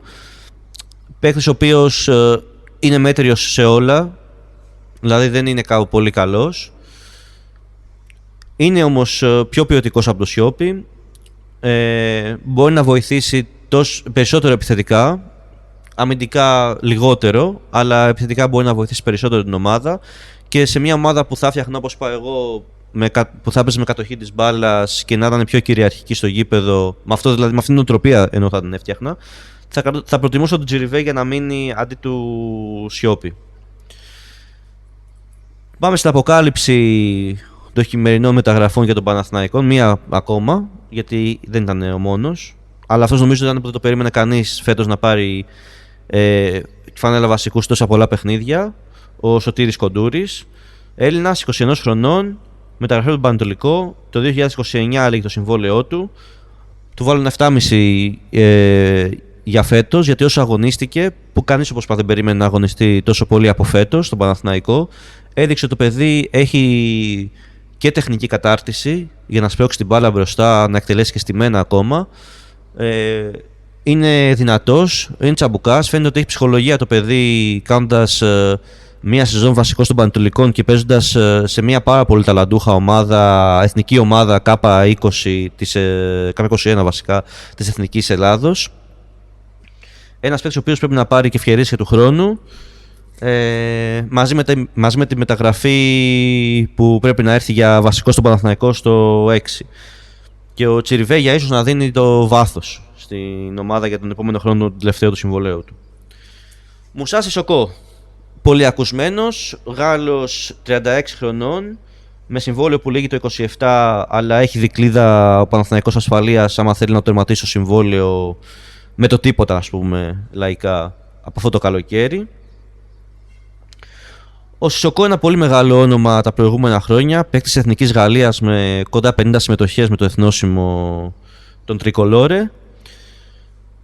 Ένας παίκτης που όσο έπαιξε στον Παναθηναϊκό, που δεν μπορώ να τον κρίνω, δηλαδή δεν έπαιξε παιχνίδια, τραυματίστηκε κιόλας, ήρθε τραυματίας, ξανατραυματίστηκε μετά, εκεί πήρε 2-3 παιχνίδια στα πόδια του. Στα παιχνίδια που έπαιξε, εμένα μου έδειξε ένα παιδί το οποίο δίνει πράγματα, φαίνεται με την εμπειρία του και τον διασκελισμό του ότι δεν είναι αυτό το παλτό που παρουσιάζεται, γιατί παρουσιάζεται λες και ήταν η χειρότερη μεταγραφή του κόσμου, που δεν ήταν. Δηλαδή, εντάξει, χειμώνας ήταν, παιδιά, στις μεταγραφές. Δεν είναι εύκολο να κάνεις τις μεταγραφές που θες το χειμώνα. Και όλοι οι παίκτες έχουν υπεραξία. Δηλαδή, βλέπεις ότι δίνεις στο Γερμαντίνο 8 εκατομμύρια.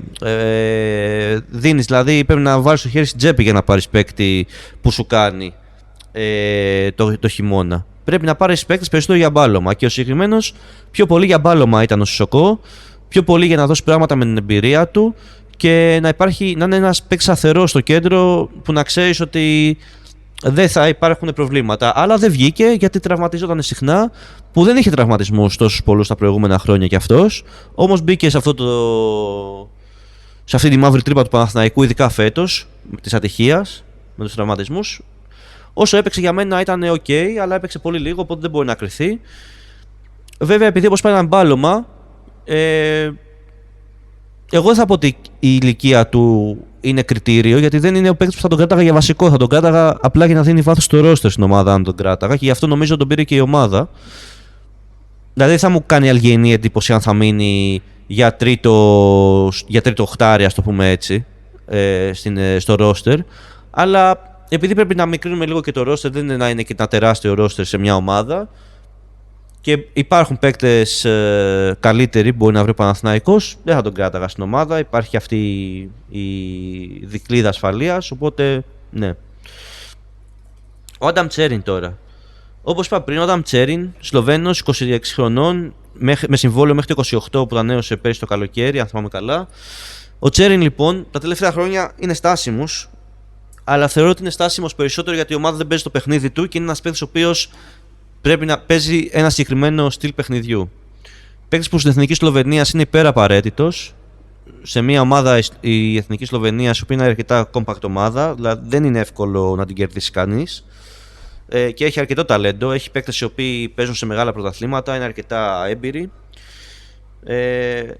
Ο Τσέριν λοιπόν τον είχε πάρει ο Παναθηναϊκός ευκαιρία από την Ιτεμβέργη με 700 χιλιάρικα.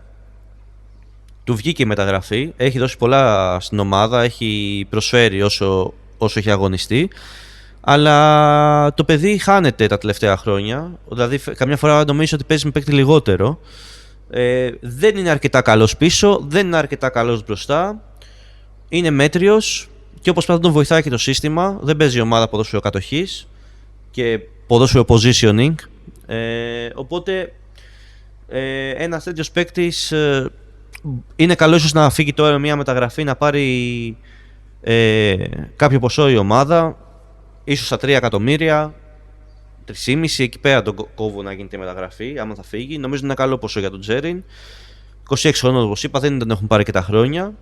Αλλά η ομάδα μπορεί να βρει κάτι καλύτερο στο 8. Θεωρώ θα βρει και αυτός προτάσεις. Έχει κάνει γεμάτη σεζόν με τον Παναθηναϊκό τα τελευταία χρόνια.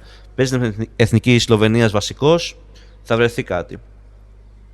4,5 του βάζω για φέτος, γιατί δεν έχει κάνει καλή σεζόν. Έχει κάνει λίγα παιχνίδια τα οποία ήταν πολύ καλά, γιατί έχει κάνει πολύ καλά παιχνίδια. Π.χ. με την ΑΕΚ κάνει πολύ καλό παιχνίδι το τελευταίο του. Έχει κάνει και ένα άλλο στην Ευρώπη που δεν θυμάμαι τώρα με ποια ομάδα. Πολύ καλό, αλλά γενικά δεν είναι καλός φέτος ούτε πέρυσι. Οπότε θα τον έδινα. Ο Ρενάτο Σάντσες τώρα, το μεγάλο όνομα στο ρόστερ του Παναθηναϊκού που ήρθε δανεικός από την Paris Saint-Germain, Πορτογάλος, 28 χρονών. Και όσο έχει παίξει έχει δείξει ότι είναι ένας παίκτης με ποιότητα. Ένας παίκτης ο οποίος όμως τραυματίζεται πάρα πολύ συχνά τα τελευταία χρόνια και στον Παναθηναϊκό δηλαδή μέχρι το χειμώνα δεν έπαιζε. Ο Μπενίτεθ πρέπει να το δώσουμε τα credits εδώ, του κάνει πολύ καλή διαχείριση. Πάλι ξανατραυματίστηκε τώρα στο τέλος, γιατί και θα τα έχει αυτά και του χρόνου αν θα μείνει. Ένας παίκτης ο οποίος μόνο σαν δωράκι, ας το πούμε έτσι, θα μπορούσε να μείνει στην ομάδα με ένα συμβόλαιο όχι για μένα πάνω από 2 και κάτι εκατομμύρια. Δηλαδή εγώ θα το έδινα παραπάνω σε ένα ρόστερ για τρίτη επιλογή που να δίνει ποιοτικά λεπτά σε μια ομάδα. Μάλλον θα τον κράταγα γενικά. Εγώ δηλαδή, άμα ήμουν προπονητής στον Παναθηναϊκό ή τεχνικός διευθυντής, θα έδινα την απόφαση να μην τον κρατήσουν παρόλο που έχει ποιότητα και φαίνεται ότι ξεχωρίζει όταν παίζει. Γιατί είμαι πιο τεχνοκράτης και θεωρώ ότι είναι και άλλα πράγματα που παίζουν ρόλο. Γιατί όπως είπα και πριν, δηλαδή δεν μπορείς να κρατήσεις και ένα παίκτη εύκολα με ένα συμβόλαιο κοντά στα 2 εκατομμύρια και να τον έχεις για κερασάκι, δηλαδή τρίτη επιλογή. Είσαι στον Παναθηναϊκό, δηλαδή. Εάν πρέπει να έχεις και τα αποδυτήρια καλά. Δεν μπορεί η τρίτη σου επιλογή να παίρνει 2 εκατομμύρια. Είναι λίγο περίεργο. Οπότε δεν θα τον κράταγα μάλλον στην ομάδα. Έχει κάνει για μένα ένα 5,5 θα το βάλω φέτος, γιατί όποτε αγωνίστηκε φάνηκε η ποιότητά του. Δεν έκανε τρομερή σεζόν, ένα γκολ και μια assist έχει. Ήταν και τραυματίας στο μεγαλύτερο μέρος της σεζόν. Αν νομίζω ένα 5,5 είναι αρκετό για τον Ρενάτο Σάντσες, που εγώ μάλλον δεν θα τον κράταγα. Και αυτός δύσκολο θα κάνει στο τέλος, αλλά δεν θα τον κράταγα και αυτόν μάλλον. Τόνι Βιλένα. Εντάξει, σίγουρα δεν μπορεί να κρυθεί. Ολλανδός, 31 χρονών, με συμβόλαιο μέχρι το 27. Παίκτης ο οποίος τον είχε πάρει κάτω βόλτα. Είχε πριν τον πάρει Παναθηναϊκός κάποιες συμμετοχές με την Σαλεραντίνα στην Ιταλία, στο καμπιονάτο, αλλά κακός και εκεί πέρα, δεν έκανε διαφορά σε αυτήν την ομάδα που υποβιβάστηκε κιόλας τότε στην Ιταλία. Ένας παίκτης ο οποίος δεν κάνει τόσο απλά, δηλαδή είναι κακός παίκτης πλέον. Δεν υπάρχουν πολλά να πω για αυτό. Ένα μεγάλο συμβόλαιο έχει. Πρέπει να βρεθεί ο τρόπος είτε να λυθεί το συμβόλαιό του και να πάρει ένα ποσό από το τελευταίο χρόνο, είτε να τον πάρει κάποια ομάδα και να δώσει ο Παναθηναϊκός μέρος του συμβολαίου του για να βοηθήσει την άλλη ομάδα να τον πάρει. Κάτι τέτοιο βλέπω να γίνεται κιόλας. Και στο καλό δεν θα μας λείψει καθόλου, η αλήθεια είναι αυτή. Μπακασέτας, χιλιοϊπωμένος. στον Παναθηναϊκό, γιατί εμείς στον Παναθηναϊκό πρέπει να βρούμε κάποιον που να είναι Έλληνας, κατά κύριο λόγο, για να ταχώνουμε σε αυτόν, όταν η ομάδα τα πάει καλά. Ο Μπακασέτας λοιπόν, 32 χρονών, με συμβόλαιο μέχρι το 27. Σίγουρα δεν είναι ο παίκτης ο οποίος θα κάνει διαφορά στην ομάδα. Σίγουρα δεν είναι το δεκάρι που θα σου βγάλει μάτια με τις τρίπλες του, που θα σου πάρει τα παιχνίδια μόνος του, που πρέπει να είναι βασικός και αναντικατάστατος στον Παναθηναϊκό. Ένας παίκτης που έχει κάνει καριέρα γιατί έκανε πολύ καλή χρονιά στον Πανιόνιο, να αγόρασε η ΑΕΚ, πήρε πρωτάθλημα μετά η ΑΕΚ με τον Μπακασέτα να κάνει πολύ καλή χρονιά και αυτός στο ρόστερ της ομάδας της μετά από πάρα πολλά χρόνια. Έφυγε για την Τουρκία, πήρε πρωτάθλημα με την Ραμπζοσπορ σε μια ομάδα που επίσης είχε πάρα πολλά χρόνια να κάνει πρωτάθλημα και πιστέψαμε όλοι δικαίως ότι όταν θα έρθει στο Παναθηναϊκό θα κάνει διαφορά. Και η αλήθεια είναι ότι ήταν κάτω από τις προσδοκίες μας, γιατί ήταν και στην Ελλάδα βασικός και ειδικά με τον Γιοβάνοβιτς τώρα κάνει και καλά παιχνίδια. Ένας παίκτης που δεν νομίζω να έρθει τότε ήταν μεταγραφή Γιοβάνοβιτς στον Παναθηναϊκό, νομίζω το πιο πολύ μεταγραφή Αλαφούζου ήταν. Ένας παίκτης όμως που έχει καρδιά, έχει νοοτροπία να κάνει πρωταθλητισμό, ένας παίκτης που μπορεί να δώσει πράγματα στην ομάδα, όπως είπα και πριν, σίγουρα όχι για βασικός και αντικατάστατος, δηλαδή ένας παίκτης ο οποίος μπορεί να παίξει βασικό σε κάποια παιχνίδια, αλλά δεν είναι να είναι το βασικό σου δεκάρι και σίγουρα δεν είναι ο παίκτης που μπορεί να σου κάνει τη διαφορά. Έχει δείξει όμως ότι το παιδί είναι ένας ποδοσφαιριστής που σίγουρα μπορεί να σταθεί στο Παναθηναϊκό και είναι και αρχηγική φυσιογνωμία. Δεν μπορεί αυτός ο παίκτης να φύγει για μένα. Έτσι όπως έχουν δει τα πράγματα, δεν ξέρω αν θα θέλει να μείνει με όλη τη γιούχα που έχει ακούσει. Έχει αποδείξει ότι έχει πολύ ισχυρό mentality. Για μένα πρέπει να μείνει και την επόμενη χρονιά. Και όπως είπα, δεν πρέπει να καταδικάζουμε ειδικά τους Έλληνες παίκτες οι οποίοι δίνουν πράγματα στην ομάδα. Μπορεί να μην είναι, όπως είπα και πριν, ο καλύτερος σου παίκτης ή ο παίκτης που κάνει τη διαφορά, αλλά είναι χρήσιμος παίκτης που δίνει αυτό που μπορεί να δώσει κάθε παιχνίδι. Έχει χτυπητές αδυναμίες, όπως η έντασή του, η ταχύτητά του. Δεν είναι ο παίκτης, αλλά το ξέρεις από την αρχή. Ποτέ δεν ήταν τον Μπακασέτας τέτοιος παίκτης. Έχει συγκεκριμένα πράγματα μπορεί να δώσει. Βλέπει γήπεδο Μπακασέτας, είναι έξυπνος παίκτης, έχει το shoot, βέβαια όχι όσο το είχε πιο παλιά. Ένας παίκτης ο οποίος είναι χρήσιμος για μένα. Και σίγουρα για μένα δεν κάνει για οχτάρι, έτσι. Είναι ένας παίκτης ο οποίος, άλλη μια δυναμία που έχει, είναι ότι μπορεί να αποδώσει στο καλύτερο βαθμό παίζοντας πίσω από τον επιθετικό. Είναι η μόνη του θέση του Μπακασέτα αυτή για μένα. Όπως τον έχω δει στις ομάδες του να αποδίδει καλύτερα. Θα τον κράταγα, του βάζω για ένα 6 για φέτος, γιατί ήταν σταθερός όλη τη χρονιά. Δεν ήταν, όπως είπα και πριν, που σου κάνει διαφορά, αλλά δεν ήταν όμως για να τρώει γιούχες. Γιατί πιο πολύ η αλήθεια είναι οι προπονητές του φταίγανε που φάγει γιούχα Μπακασέτας, δεν τον προστάτευσαν όσο έπρεπε. Το βάζανε Σον και Ντε βασικό, ενώ φαινόταν έπρεπε να πάρει και ο Ταμπόρ τα παιχνίδια στα πόδια του και άλλοι παίκτες στη θέση του. Υπήρχαν εναλλακτικές και έπαιζε Μπακασέτας Σον και καλά. Αυτό ήταν που ο Παναθηναϊκός, οι οπαδοί του περισσότερο θεωρώ, δεν άντεχαν και στο τέλος ξεσπάσανε πάνω του που δεν θα έπρεπε για μένα. Ο επόμενος ο Γιάγκουσιτς, ο οποίος δεν μπορεί να κρυφθεί όσο έχει έρθει στο Παναθηναϊκό, έχει παίξει νομίζω σύνολο 60 λεπτά σκόρπια. Παίκτης ο οποίος θα έπρεπε να έχει πάρει πολύ περισσότερες συμμετοχές κατά την άποψή μου.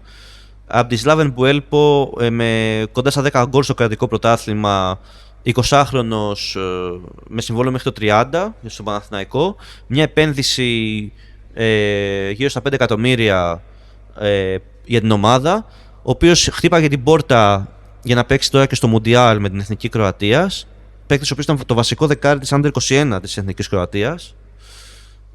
Θεωρώ ότι τον έχει φάει πιο πολύ το σύστημα που παίζει ο Μπενίτεθ παρά το τι άμα θα τον έβαζε ο Μπενίτεθ ή όχι. Αλλά όμως κακώς δεν έχει παίξει, γιατί πρέπει να είσαι και έξυπνος στο σύγχρονο ποδόσφαιρο. Πρέπει όταν κάνεις μια επένδυση τέτοιου παίκτη, πρέπει να βλέπεις ότι αυτός ο παίκτης μπορεί να παίξει Μουντιάλ με την Εθνική Κροατίας. Μιλάμε μια εθνική που έχει πάει τα τελευταία χρόνια τελικό, ημιτελικό. Είναι μια ομάδα που σταθερά στα Μουντιάλ τα πάει καλά. Μια ομάδα σταθερά που είναι στο top 10, top 15 παγκοσμίως στο ranking. Μια ομάδα που βγάζει υπεραξίες σε ποδοσφαιριστές που πουλούνται με πάρα πολλά εκατομμύρια μετά. Είναι μια επένδυση λοιπόν που δεν μπορεί να μην επενδύεις να πάει αυτός ο παίκτης στο Μουντιάλ. Πρέπει να δώσει συμμετοχή να πάει στο Μουντιάλ αυτός ο παίκτης. Ήταν να πάει με τη Σλάβεν Πουέλπο, ήταν δηλαδή στο όριο κοντά. Εάν έπαιζε με τον Παναθηναϊκό θα πήγαινε σίγουρα. Και δεν θα πάει μάλλον όπως φαίνεται επειδή δεν παίρνει συμμετοχές. Πολύ ταλαντούχος παίκτης που θα μπορούσε να εκτοξευτεί και η αξία του κιόλας. Για μένα αυτά είναι μεγάλα λάθη, ερασιτεχνικά λάθη σε μια ομάδα. Δεν είναι δηλαδή τόσο μικρό το ότι δεν παίρνει ο συγκεκριμένος παίκτης συμμετοχές σε μια τέτοια μεταγραφή. Έπρεπε να πάρει περισσότερες για μένα. Πάμε στον επόμενο, τον Κυριόπουλο, ο μεγάλος άτυχος σεζόν, που σίγουρα μπορεί να κρυφθεί. Μόλις 21 χρονών όμως, με συμβόλαιο στο 28, με γεμάτη χρονιά στην Κηφισιά πριν έρθει στον Παναθηναϊκό ξανά πίσω. Ήταν δανεικός στην Κηφισιά, να θυμίσω. Αριστεροπόδαρος που παίζει κυρίως από τα δεξιά εξτρέμ, γιατί πολλοί δεν τον ξέρουν. Ένας παίκτης ο οποίος έχει ταλέντο. Δεν ξέρω πώς θα γυρίσει με τον τραυματισμό του, γιατί συνήθως τέτοιου είδους τραυματισμοί κόβουν σε ταχύτητα και σε ένταση από τους παίκτες και έχει να κάνει πολύ και με το πόσο σκληρός είναι ένας παίκτης εσωτερικά για να ξεπερνάει τέτοιου είδους ψυχολογικά σοκ από αυτούς τους τραυματισμούς. Εγώ θα τον κράταγα την επόμενη χρονιά. Για μένα δεν έχει νόημα να ξαναφύγει δανεικός. Θα τον κράταγα σαν να έχει βάθος στο ρόστερ και θα το έδινα συμμετοχές ίσως στο κύπελο, ίσως αν η ομάδα θα είχε κάποια προβλήματα για να τον δούμε αυτό τον παίκτη, το άμα μπορεί να σταθεί ή όχι στην ομάδα. Εντάξει. Κάποιοι θα πούνε να το δώσει δανεικό για να έχει σίγουρα χρόνο συμμετοχής και να ξαναεπιστρέψει πάλι πίσω.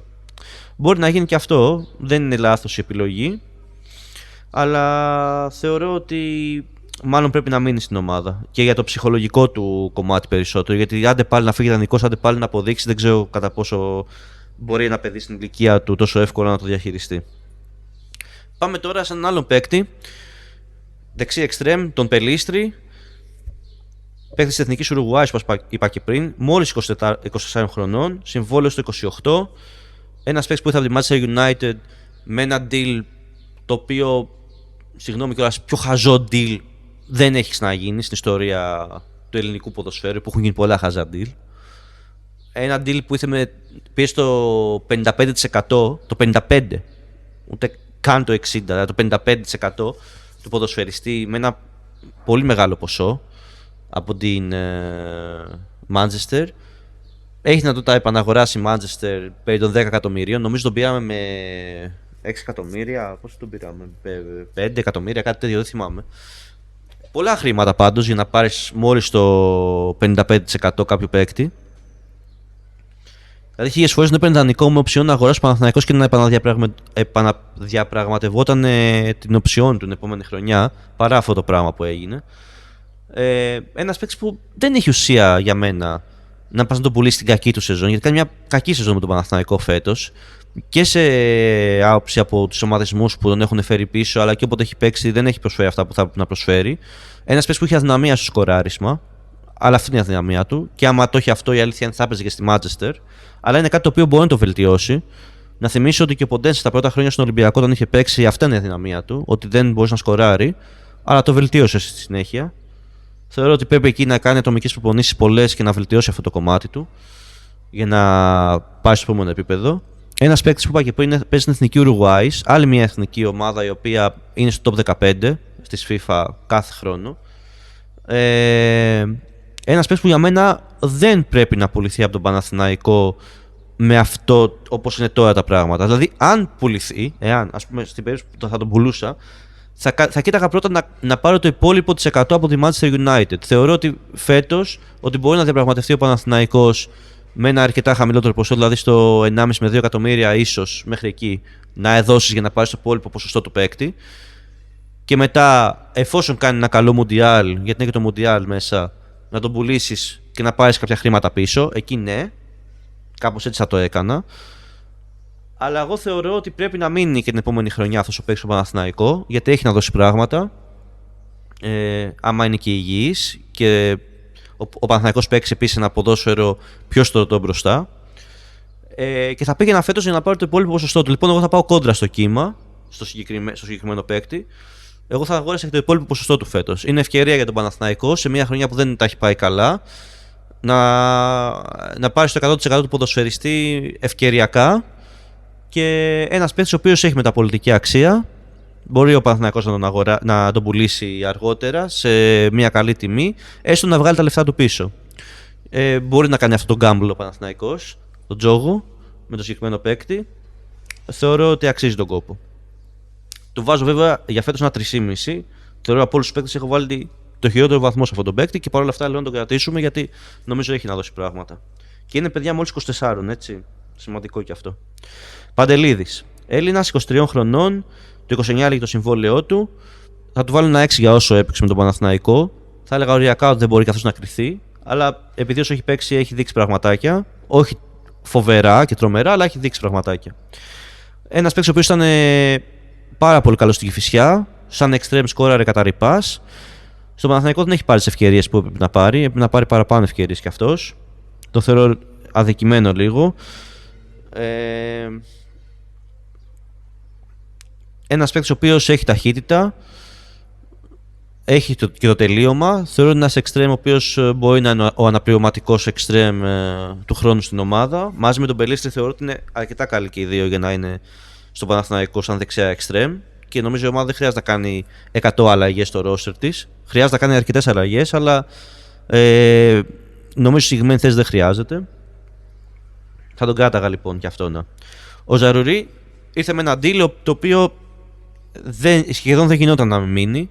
Δηλαδή προσπαθήσαμε να μείνουμε εκτός Ευρώπης, δηλαδή να μην περάσουμε το λεβαδιακό σεζόν και να μείνει εκτός από τις ευρωπαϊκές οργανώσεις ο Παναθηναϊκός, και έτσι δεν θα παίρναμε τον Ζαρουρί γιατί είχε υποχρεωτική οψιόν να έρθει στην ομάδα σε περίπτωση που θα μπει σε ευρωπαϊκές οργανώσεις. Εγώ εδώ έχω μια απορία, δεν ξέρω τι ισχύει 100%. Δηλαδή ισχύει εάν η ομάδα μπει στους ομίλους ή εφόσον έχει πάρει θέση στο πρωτάθλημα για να μπει στους ομίλους. Κατά ένα μικρό αστερίσκο στο συγκεκριμένο. Αλλά θα πούμε ότι έχει μείνει ήδη στο ρόστερ ο Ζαρουρί. Ένας παίκτης ο οποίος ήταν ή του ύψους του βάθους. Ένας παίκτης που κάνει κάποια πάρα πολύ καλά παιχνίδια. Φαίνεται ότι έχει πολύ καλή τεχνική κατάρτιση. Αλλά δεν είναι ποδοσφαιριστής consistent. Βέβαια η θέση του είναι διαφορετική με αυτό του αμυντικού, όπως πάει και πριν και του τερματοφύλακα. Και ένας τέτοιος παίκτης και στην ηλικία που είναι, γιατί είναι μόλις 25 χρονών και Μαροκινός και μπορεί στα επόμενα χρόνια να μπει και στην εθνική ομάδα του Μαρόκο. Μπορεί να πάρει υπεραξία δηλαδή αυτός ο παίκτης. Νομίζω ότι τον πήρε με καλό deal ο Παναθηναϊκός. Θα τον κράταγα και νομίζω ότι μαζί με την Αντίνιο του χρόνου θα είναι καλυμμένη και η ομάδα στο αριστερό άκρο, τον εξτρέμ.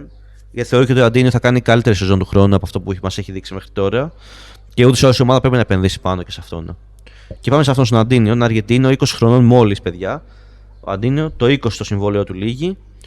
1,5 του βάζω για φέτος. Θα μπορούσε και ίσως λίγο λιγότερο, καθώς δεν είναι καλός επιθετικά. Αμυντικά βοηθάει πολύ πάντως. Τουλάχιστον το παιδί δεν του βγαίνει επιθετικά, αλλά δεν τον παίρνει και από κάτω για να είναι και αδιάφορος. Δεν το βοηθάει ίσως και το σύστημα που παίζει η ομάδα. Θα ήθελα να το δω και αυτόν με ένα πιο στρωτό ποδόσφαιρο που να έχει πλάνο επιθετικό, γιατί ο Παναθηναϊκός επιθετικό πλάνο δεν έχει. Δηλαδή έχει, αλλά είναι πάρα πολύ απλοϊκό φέτος και δεν βγαίνει φυσικά. Θα τον δούμε τον Αντίνιο. Εγώ θεωρώ ότι ήταν υπερβολικά τα χρήματα που δαπανήθηκαν για το συγκεκριμένο παίκτη, για τη μεταγραφή. Νομίζω ότι ήταν too much. 6 εκατομμύρια συν 2 εάν βγουν κάποια μπόνους νομίζω. Πολλά. Παρ' όλα αυτά είναι μια επένδυση ενός παίκτη που παίζει στην ΚΑΠΑ 20 της Εθνικής Αργεντινής. Έτσι, δηλαδή δεν είναι και εκτός λογικής η κίνηση. Θα τον δούμε και αυτόν του χρόνου καλύτερα. Φίλιπ Τζούρισιτς. Ένας παίκτης που έχει προσφέρει πολλά στον Παναθηναϊκό, Σέρβος, στα 34 του, με συμβόλαιο που λέγεται 26. Παίκτης που έχει πολλή ποιότητα πάνω του. Εάν τον κράταγα, θα τον κράταγα μόνο για το βάθος. Να το συμβόλαιο, δηλαδή και αυτό συν 1, ας πούμε, κάτι τέτοιο. 1+1 και αυτό, κάτι τέτοιο. Αν του έκανα συμβόλαιο παραπάνω.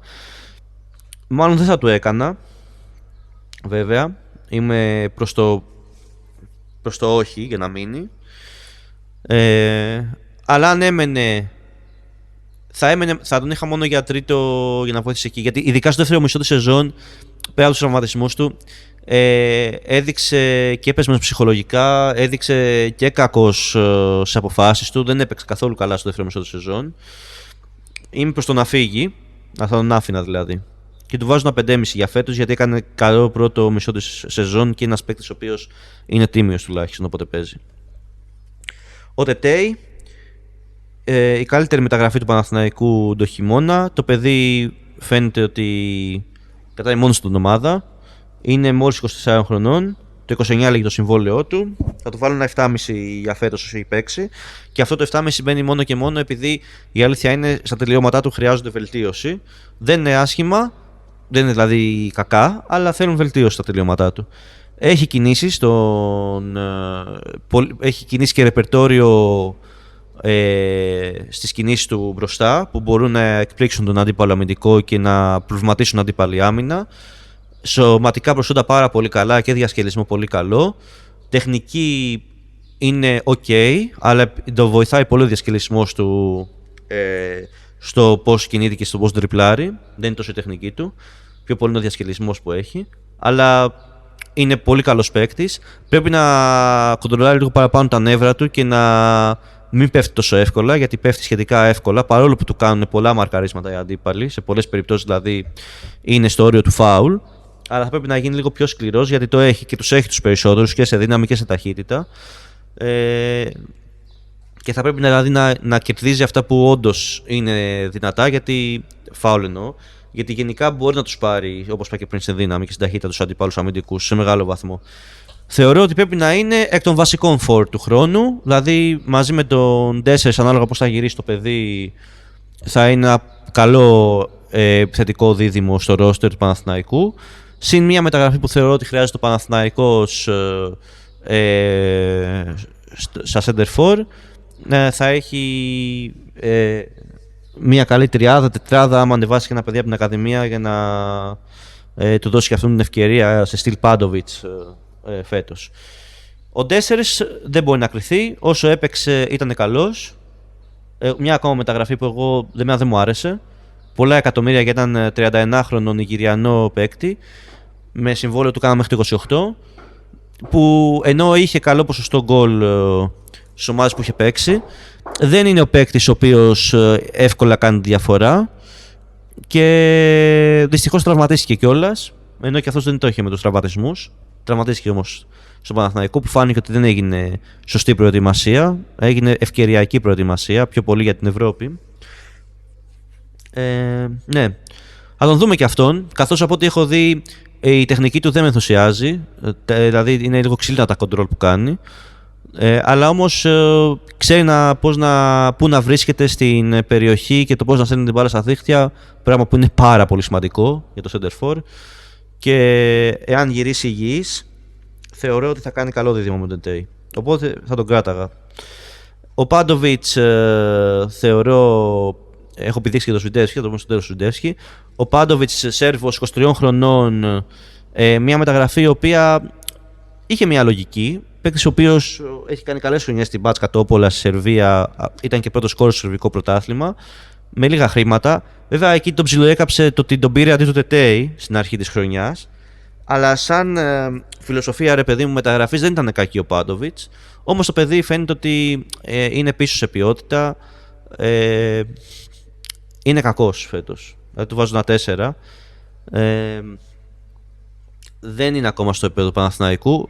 Για μένα το καλύτερο είναι να φύγει δανεικός, γιατί έχει δείξει ότι βλέπει δίχτυα τις προηγούμενες χρονιές του. Ίσως και ο Παναθηναϊκός να μην τον βοήθησε επιθετικά να φανεί περισσότερο. Άλλο στυλ επιθετικός, ο Πάντοβιτς, δεν είναι δηλαδή το βάρη κορμί που πιο πολύ ο Παναθηναϊκός τέτοιους παίκτες έχει. Δηλαδή ο Ντέσσερς και Τετέι είναι πιο target man, ας πούμε, στην επίθεση. Άλλος επιθετικός αυτός, ο Πάντοβιτς. Ίσως άμα φύγει δανεικός και κάνει μια καλή χρονιά, να έρθει με άλλες συνθήκες μετά πίσω στην ομάδα. Ή ακόμα άμα κάνει μια καλή χρονιά κάπου, να απολυθεί πάλι και να πάρει τα λεφτά του πίσω ο Παναθηναϊκός, ανάλογα το πώς θα το δει η ομάδα. Και ο Ζιντεύσκι, Πολωνός, 29 χρονών, με ένα συμβόλαιο μέχρι το 28, τίμιος επιθετικός, του βάζουν ένα 6 για φέτος, ειδικά στην Ευρώπη τα πήγε πάρα πολύ καλά όσο έπαιξε. Ένας παίκτης ο οποίος επίσης δεν έχει καθόλου καλή τεχνική κατάρτιση. Ένας παίκτης ο οποίος είναι τίμιος όμως, όσο παίζει προσπαθεί. Βέβαια δεν είναι για να είναι το σημείο αναφορά στην επίθεση, ειδικά όπως παίζει ο Παναθηναϊκός στον Μπενίτεθ. Δηλαδή αυτός ο παίκτης δεν μπορεί να του περάσει την μπάλα και πάρει κεφαγιά να της πάσει την μπάλα δεξιά-αριστερά και κάνει ό,τι κάνει ο Τετέι. Δεν γίνεται. Οπότε έχουν φανεί πάρα πολλοί αδυναμίες του. Είναι παίκτης ομάδας ο Σβιντέρσκι, ξεκάθαρα. Μια ομάδα η οποία παίζει ομαδικό ποδόσφαιρο και έχει πλάνο στην επίθεση μπορεί να προσφέρει. Αλλά εγώ δεν θα συνέχιζα μαζί του. Θεωρώ ότι θα βοηθήσει που θα παίξει στην Εθνική Πολωνία στο Μουντιάλ. Ίσως έρθει μια καλή πρόταση γιατί έκανε καλή σεζόν και στην Ευρώπη με τον Παναθηναϊκό Σβιντέρσκι φέτος.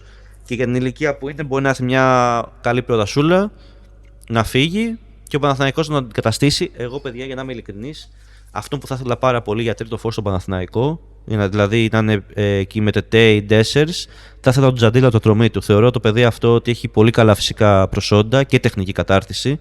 Μου θυμίζει λίγο, χωρίς να είναι σε αυτό το επίπεδο ακόμα, αλλά μου θυμίζει λίγο ο Ιωαννίδη. Έχει παίξει πάρα πολύ καλό Ατρόμητο. Ελπίζω η ομάδα να πάει γι' αυτό, να μην τον πάρει άλλη ελληνική ομάδα, γιατί θεωρώ πολύ καλό παίκτη. Και νομίζω γύρω στο 1 εκατομμύριο ευρώ μπορεί να την κάνει τη μεταγραφή από τον Ατρόμητο. Anyway, αυτό είναι ένα μικρός αστερίσκος. Ας πούμε και για τον Ράφα Μπενίτεθ. Ο Μπενίτεθ λοιπόν, για μένα του βάζω ένα 4 καταρχάς, για να πω για την χρονιά που έχει κάνει με τον Παναθηναϊκό. Έκανε το λάθος να έρθει στον Παναθηναϊκό και ο Παναθηναϊκός έκανε το λάθος να τον προσλάβει την περίοδο που τον προσέλαβε, εκεί τον Οκτώβρη-Νοέμβρη. Κάηκε, πιστεύω, ο Μπενίτεθ όλη αυτή τη χρονιά και με αυτά που έχει πει και με το ποδόσφαιρο που παίζει η ομάδα, γιατί δεν παίζει καθόλου καλά. Στην αρχή, όταν ήρθε ο Μπενίτεθ, η ομάδα ήταν στο μείον 8 από τον πρώτο και στο μείον 2 με αγώνα λιγότερα από τον Λεβαδιακό. Θα λέω αυτά για να τα χρησιμοποιήσω αργότερα. Θεωρώ η χρονιά χαμένη από τους αρμόδιους της ομάδας και από εμάς. Θεωρώ ήταν χαμένη, τους περισσότερους οπαδούς, γιατί η ομάδα δεν τράβαγε κιόλας. Βλέπαμε πολλά σκαμπανεβάσματα, ότι δεν ήταν καλή, χάναμε βαθμούς από μικρές ομάδες, οπότε έλεγες τώρα πώς μπορείς να πας παρακάτω. Βέβαια αυτό μας γίνει και μάθημα, γιατί είδαμε και φέτος ότι και οι άλλοι μεγάλοι δεν ήταν κανένας τόσο τρομερός ώστε να ξεφύγει και με άλλη διαχείριση ίσως να ήμασταν κοντά στο πρωτάθλημα στα play-offs και να τα βλέπουμε τα play-offs διαφορετικά. Τέλος πάντων, ο Μπενίτεθ ερχόταν στην ομάδα, ήθελε να αξιολογήσει το ρόστερ ο ίδιος, οπότε έκανε πολλές αλλαγές, δοκίμαζε πράγματα.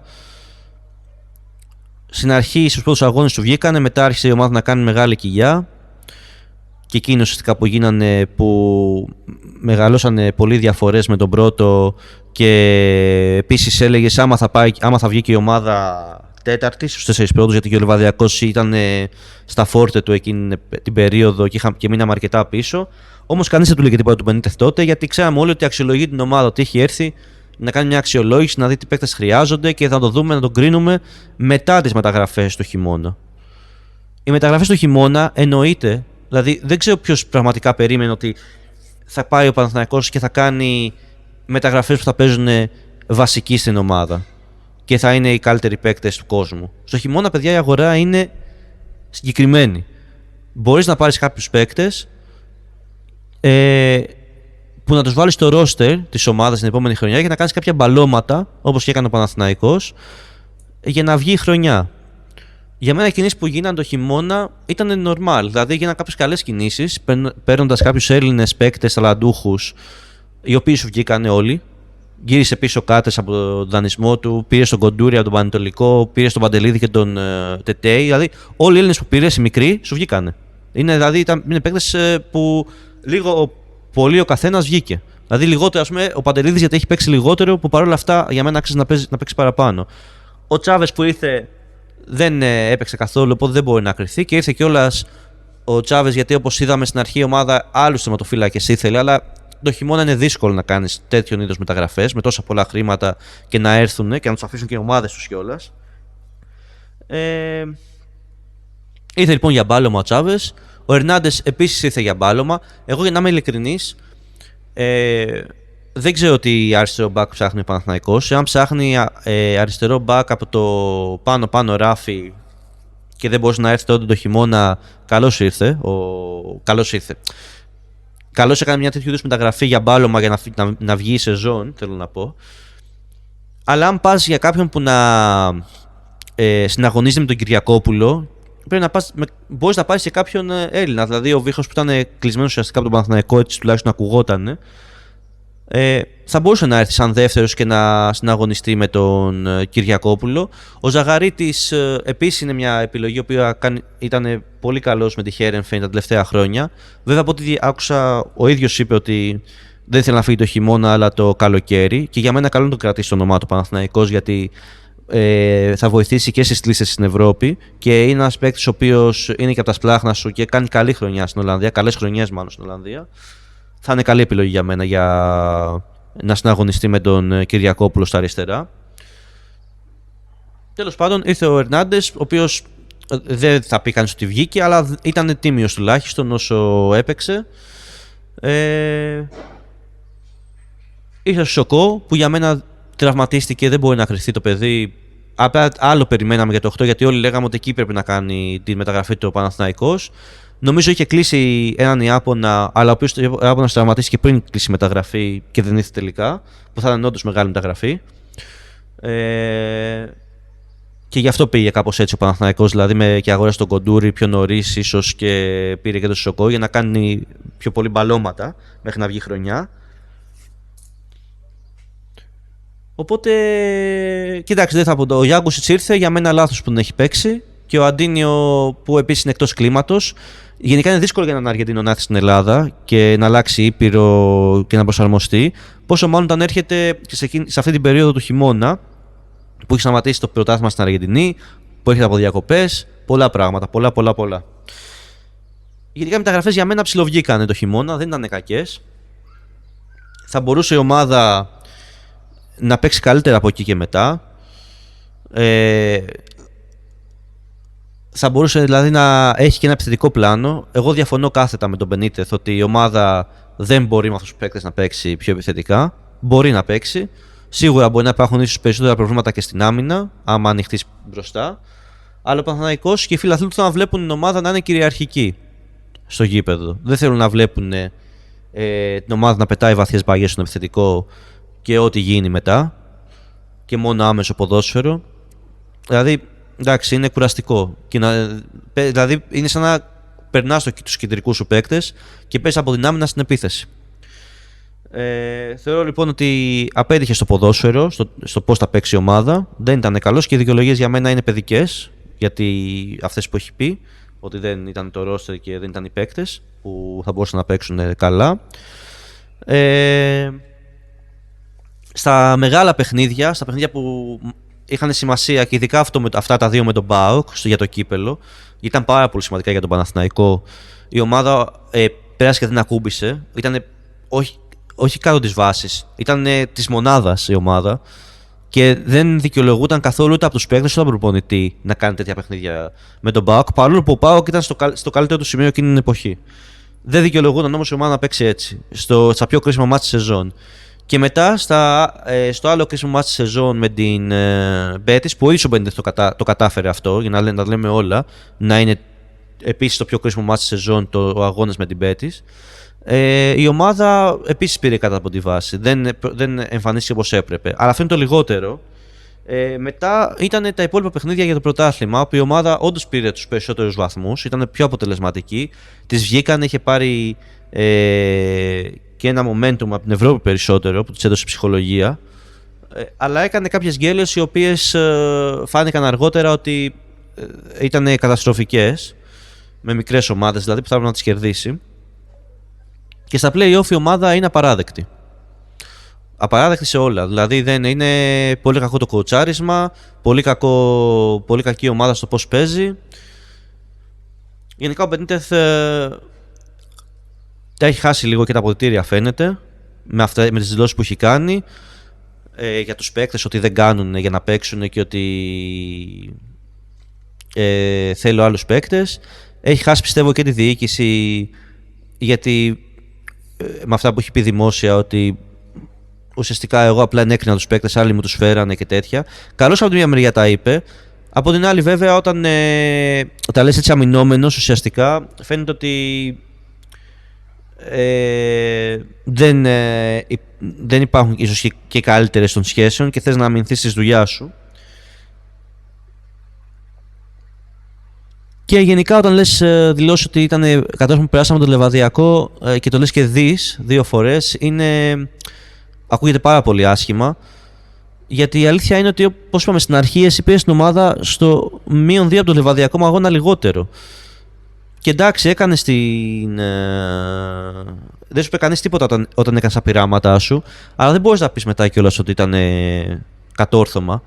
Γιατί η αλήθεια είναι, ένας άλλος προπονητής που θα έμενε για υπηρεσιακός, ο Κόντης, δεν θα βρει την ομάδα εκείνη τη στιγμή σαν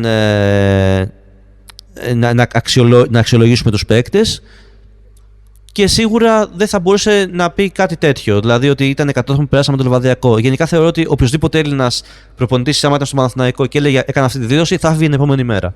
Γενικά ο Μπενίτεθ, επειδή έχει το όνομα και έχει και το συμβόλαιο που είναι τόσο μεγάλο, και επειδή έχουν γίνει τόσα στραπάτσα στο Παναθηναϊκό τα τελευταία χρόνια και υπάρχει όλη αυτή η κατακραυγή για όλους αυτούς τους λόγους μαζί, αλλά κυρίως επειδή είναι ο Μπενίτεθ και επειδή είναι ξένος προπονητής με ένα όνομα, δεν έχει φύγει νωρίτερα από την ομάδα.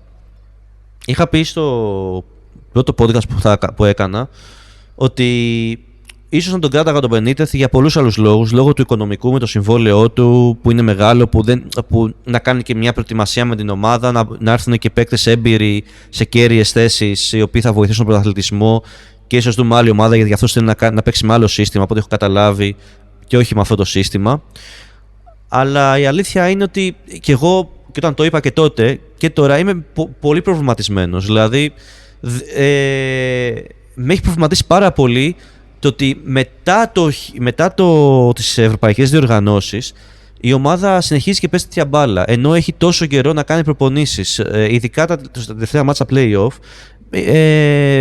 με το Πάσχα και όλα αυτά, είναι 2 εβδομάδες που έχει η ομάδα να κάνει προπόνηση.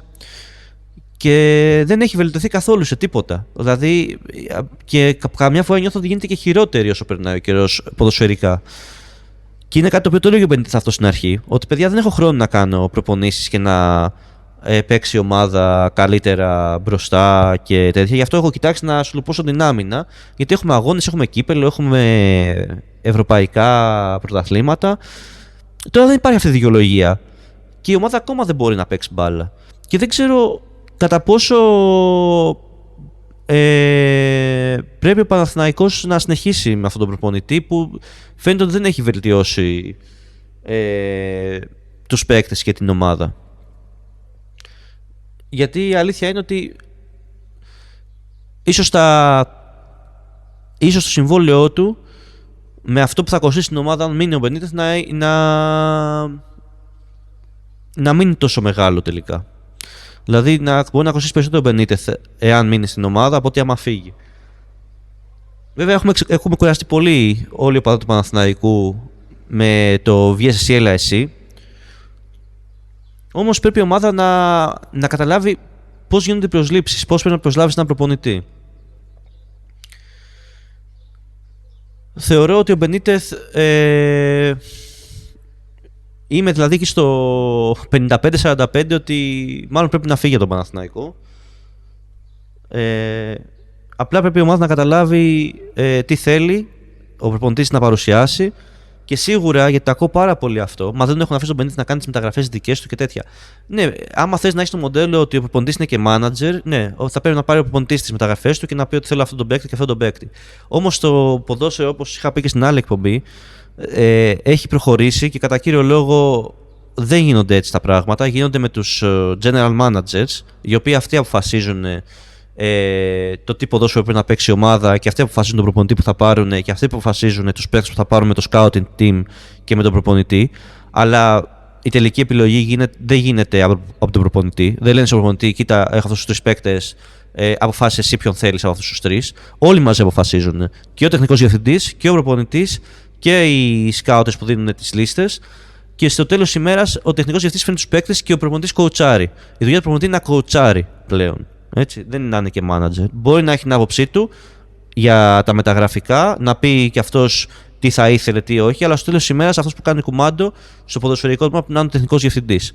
Και όλα αυτά που ακούω στον Παναθηναϊκό με προβληματίζουν πάρα πολύ, αλλά δεν ξέρω τι να πιστέψω γιατί υπάρχει τεράστια τερκυμία και μεταξύ των δημοσιογράφων.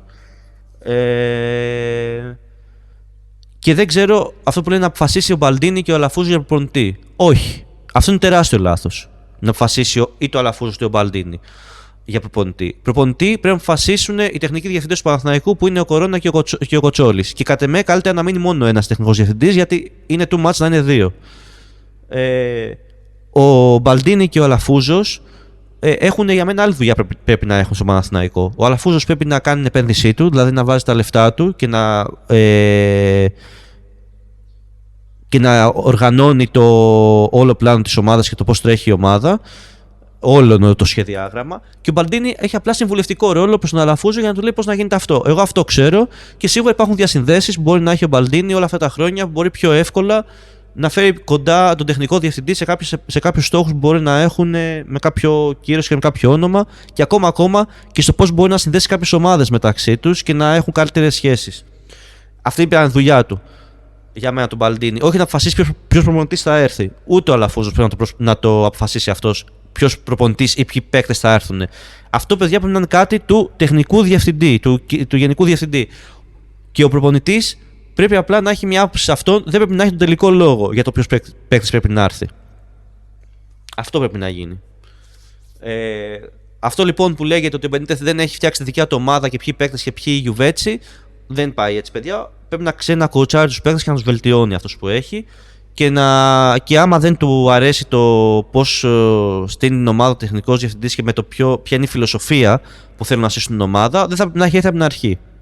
Γιατί νομίζω αυτά πρέπει να έχουν γίνει ξεκάθαρα. Δηλαδή, δεν θεωρώ ότι δεν έχουν γίνει ξεκάθαρα αυτά τα πράγματα. Ειδικά τώρα που υπάρχει μια λογική στην ομάδα και υπάρχουν άνθρωποι που καταλαβαίνουν από ποδόσφαιρο, όπως ο Κοτσόλης, που το γνωρίζουμε αυτό, ότι ξέρει το παιδί από ποδόσφαιρο. Φαίνεται κιόλας και με τη δουλειά του που έχει κάνει και στην Κηφισιά ότι έχει λογική αυτό που κάνει. Δεν τα κάνει ό,τι να είναι τα πράγματα. Οπότε δεν νομίζω ότι δεν έχει επικοινωνηθεί αυτό το πράγμα. Ο προπονητής λοιπόν πρέπει να ακολουθεί αυτό το μοτίβο και αν δεν το ακολουθεί, κρίνεται γι' αυτό. Για το αν θα πρέπει να μείνει ή όχι. Και γι' αυτό. Όχι μόνο για τα αποτελέσματα.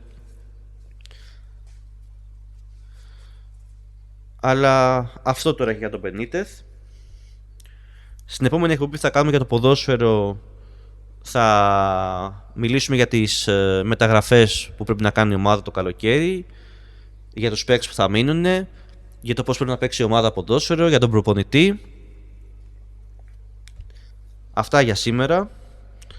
Είπαμε αρκετά νομίζω.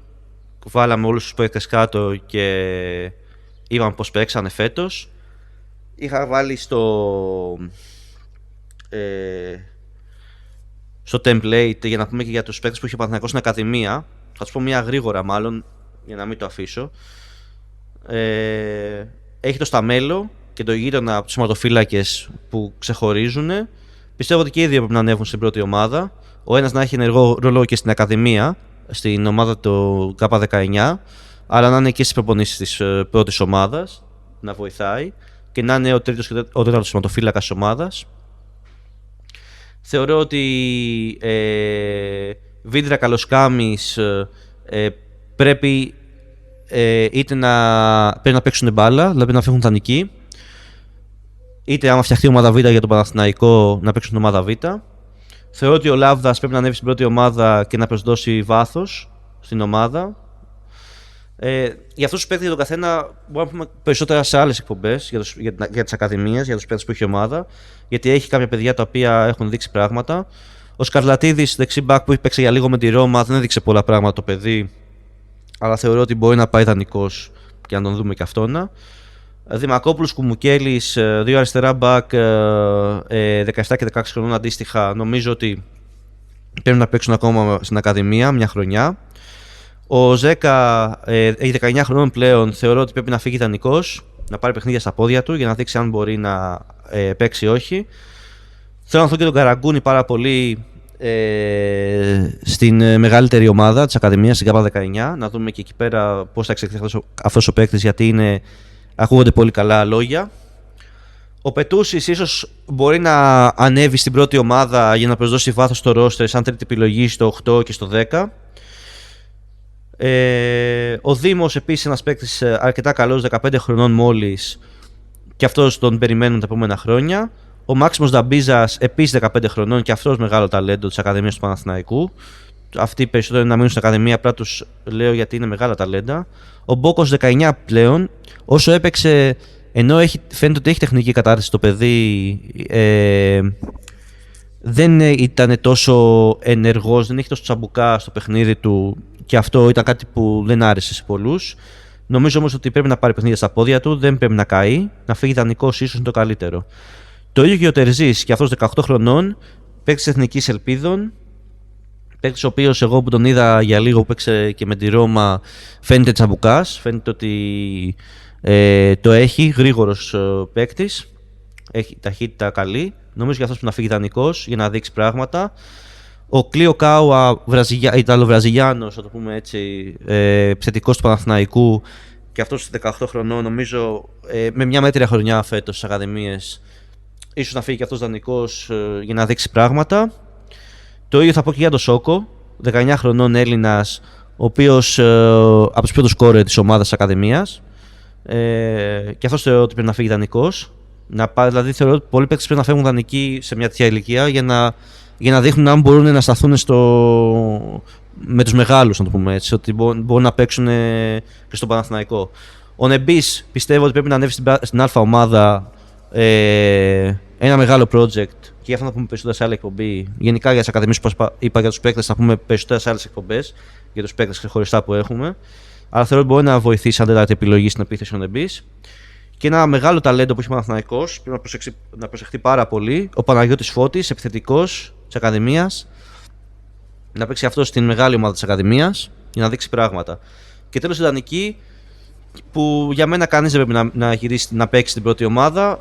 Είτε πρέπει να φύγουν τελείως, είτε κάποιοι παίκτες που έχουν ακόμα ένα χρόνο συμβόλαιο, δηλαδή που έχουν μέχρι το 27, όπως ο Καρακασίδης, ο Νικολετόπουλος, ο Σπαθάρης, ο Λαζαρής και ίσως ακόμα και ο Ταβάρης, γιατί δεν νομίζω να πάρει και χρήματα πίσω από αυτόν τον παίκτη, γιατί είναι και μεγάλος 27 χρονών. Πρέπει να φύγουν ξανά δανεικοί και να φύγουν τελείως αυτοί που τελειώνουν τα συμβόλαιά τους, όπως ο Κρυπαράκος. Ο Λιμνιός πρέπει να βρεθεί, να πάρει μεταγραφή, γιατί κάνει μια μεστή χρονιά στην Ολλανδία. Δεν νομίζω να μπορεί να γυρίσει πίσω στον Παναθηναϊκό. Δεν νομίζω να ενθουσιάζει και κανέναν. Αλλά μπορεί να βγάλει κάποια χρήματα ο Παναθηναϊκός από αυτόν. Ο Τσοκάη ξέρουμε ότι ήδη συμφώνησε με την Μπόχουμ. Και ο Προδρομήτης είναι ένα παιδί το οποίο εγώ παλιά το πίστευα αρκετά. Φαίνεται να έχει μείνει στάσιμο. Να αφήνω ελεύθερο και μακάρι στο μέλλον να έχει καλύτερη εξέλιξη και να ξαναπασχολήσει την ομάδα. Αυτά λοιπόν για σήμερα. Ήταν το podcast Ψαλιδάκι στο Τσιμέντο από τις τακτικές Αλάνας GR.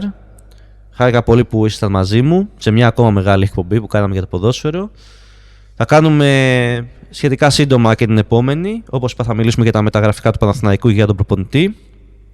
Να δούμε πώς πρέπει να στηθεί η ομάδα την επόμενη χρονιά. Και ίσως πούμε και για τα επόμενα παιχνίδια που απομένουν στα play-offs, τα οποία για μένα δεν έχουν ιδιαίτερη σημασία. Απλά η ομάδα να προσπαθήσει να είναι ανταγωνιστική, να μην δεχτεί καμιά κατραπακιά. Και θα έλεγα να παίξει και μπάλα, αλλά επειδή δεν το πιστεύω πλέον αυτό ότι η ομάδα θέλει να παίξει μπάλα, γιατί δεν είναι άμα μπορεί πλέον, δεν θέλει να παίξει μπάλα, δεν θα το βάλω στο στόχο. Απλά να είναι μαχητικοί οι παίκτες και να προσπαθήσουμε για το καλύτερο. Ευχαριστώ πολύ και θα τα πούμε πάλι σύντομα. Καλό σας απόγευμα.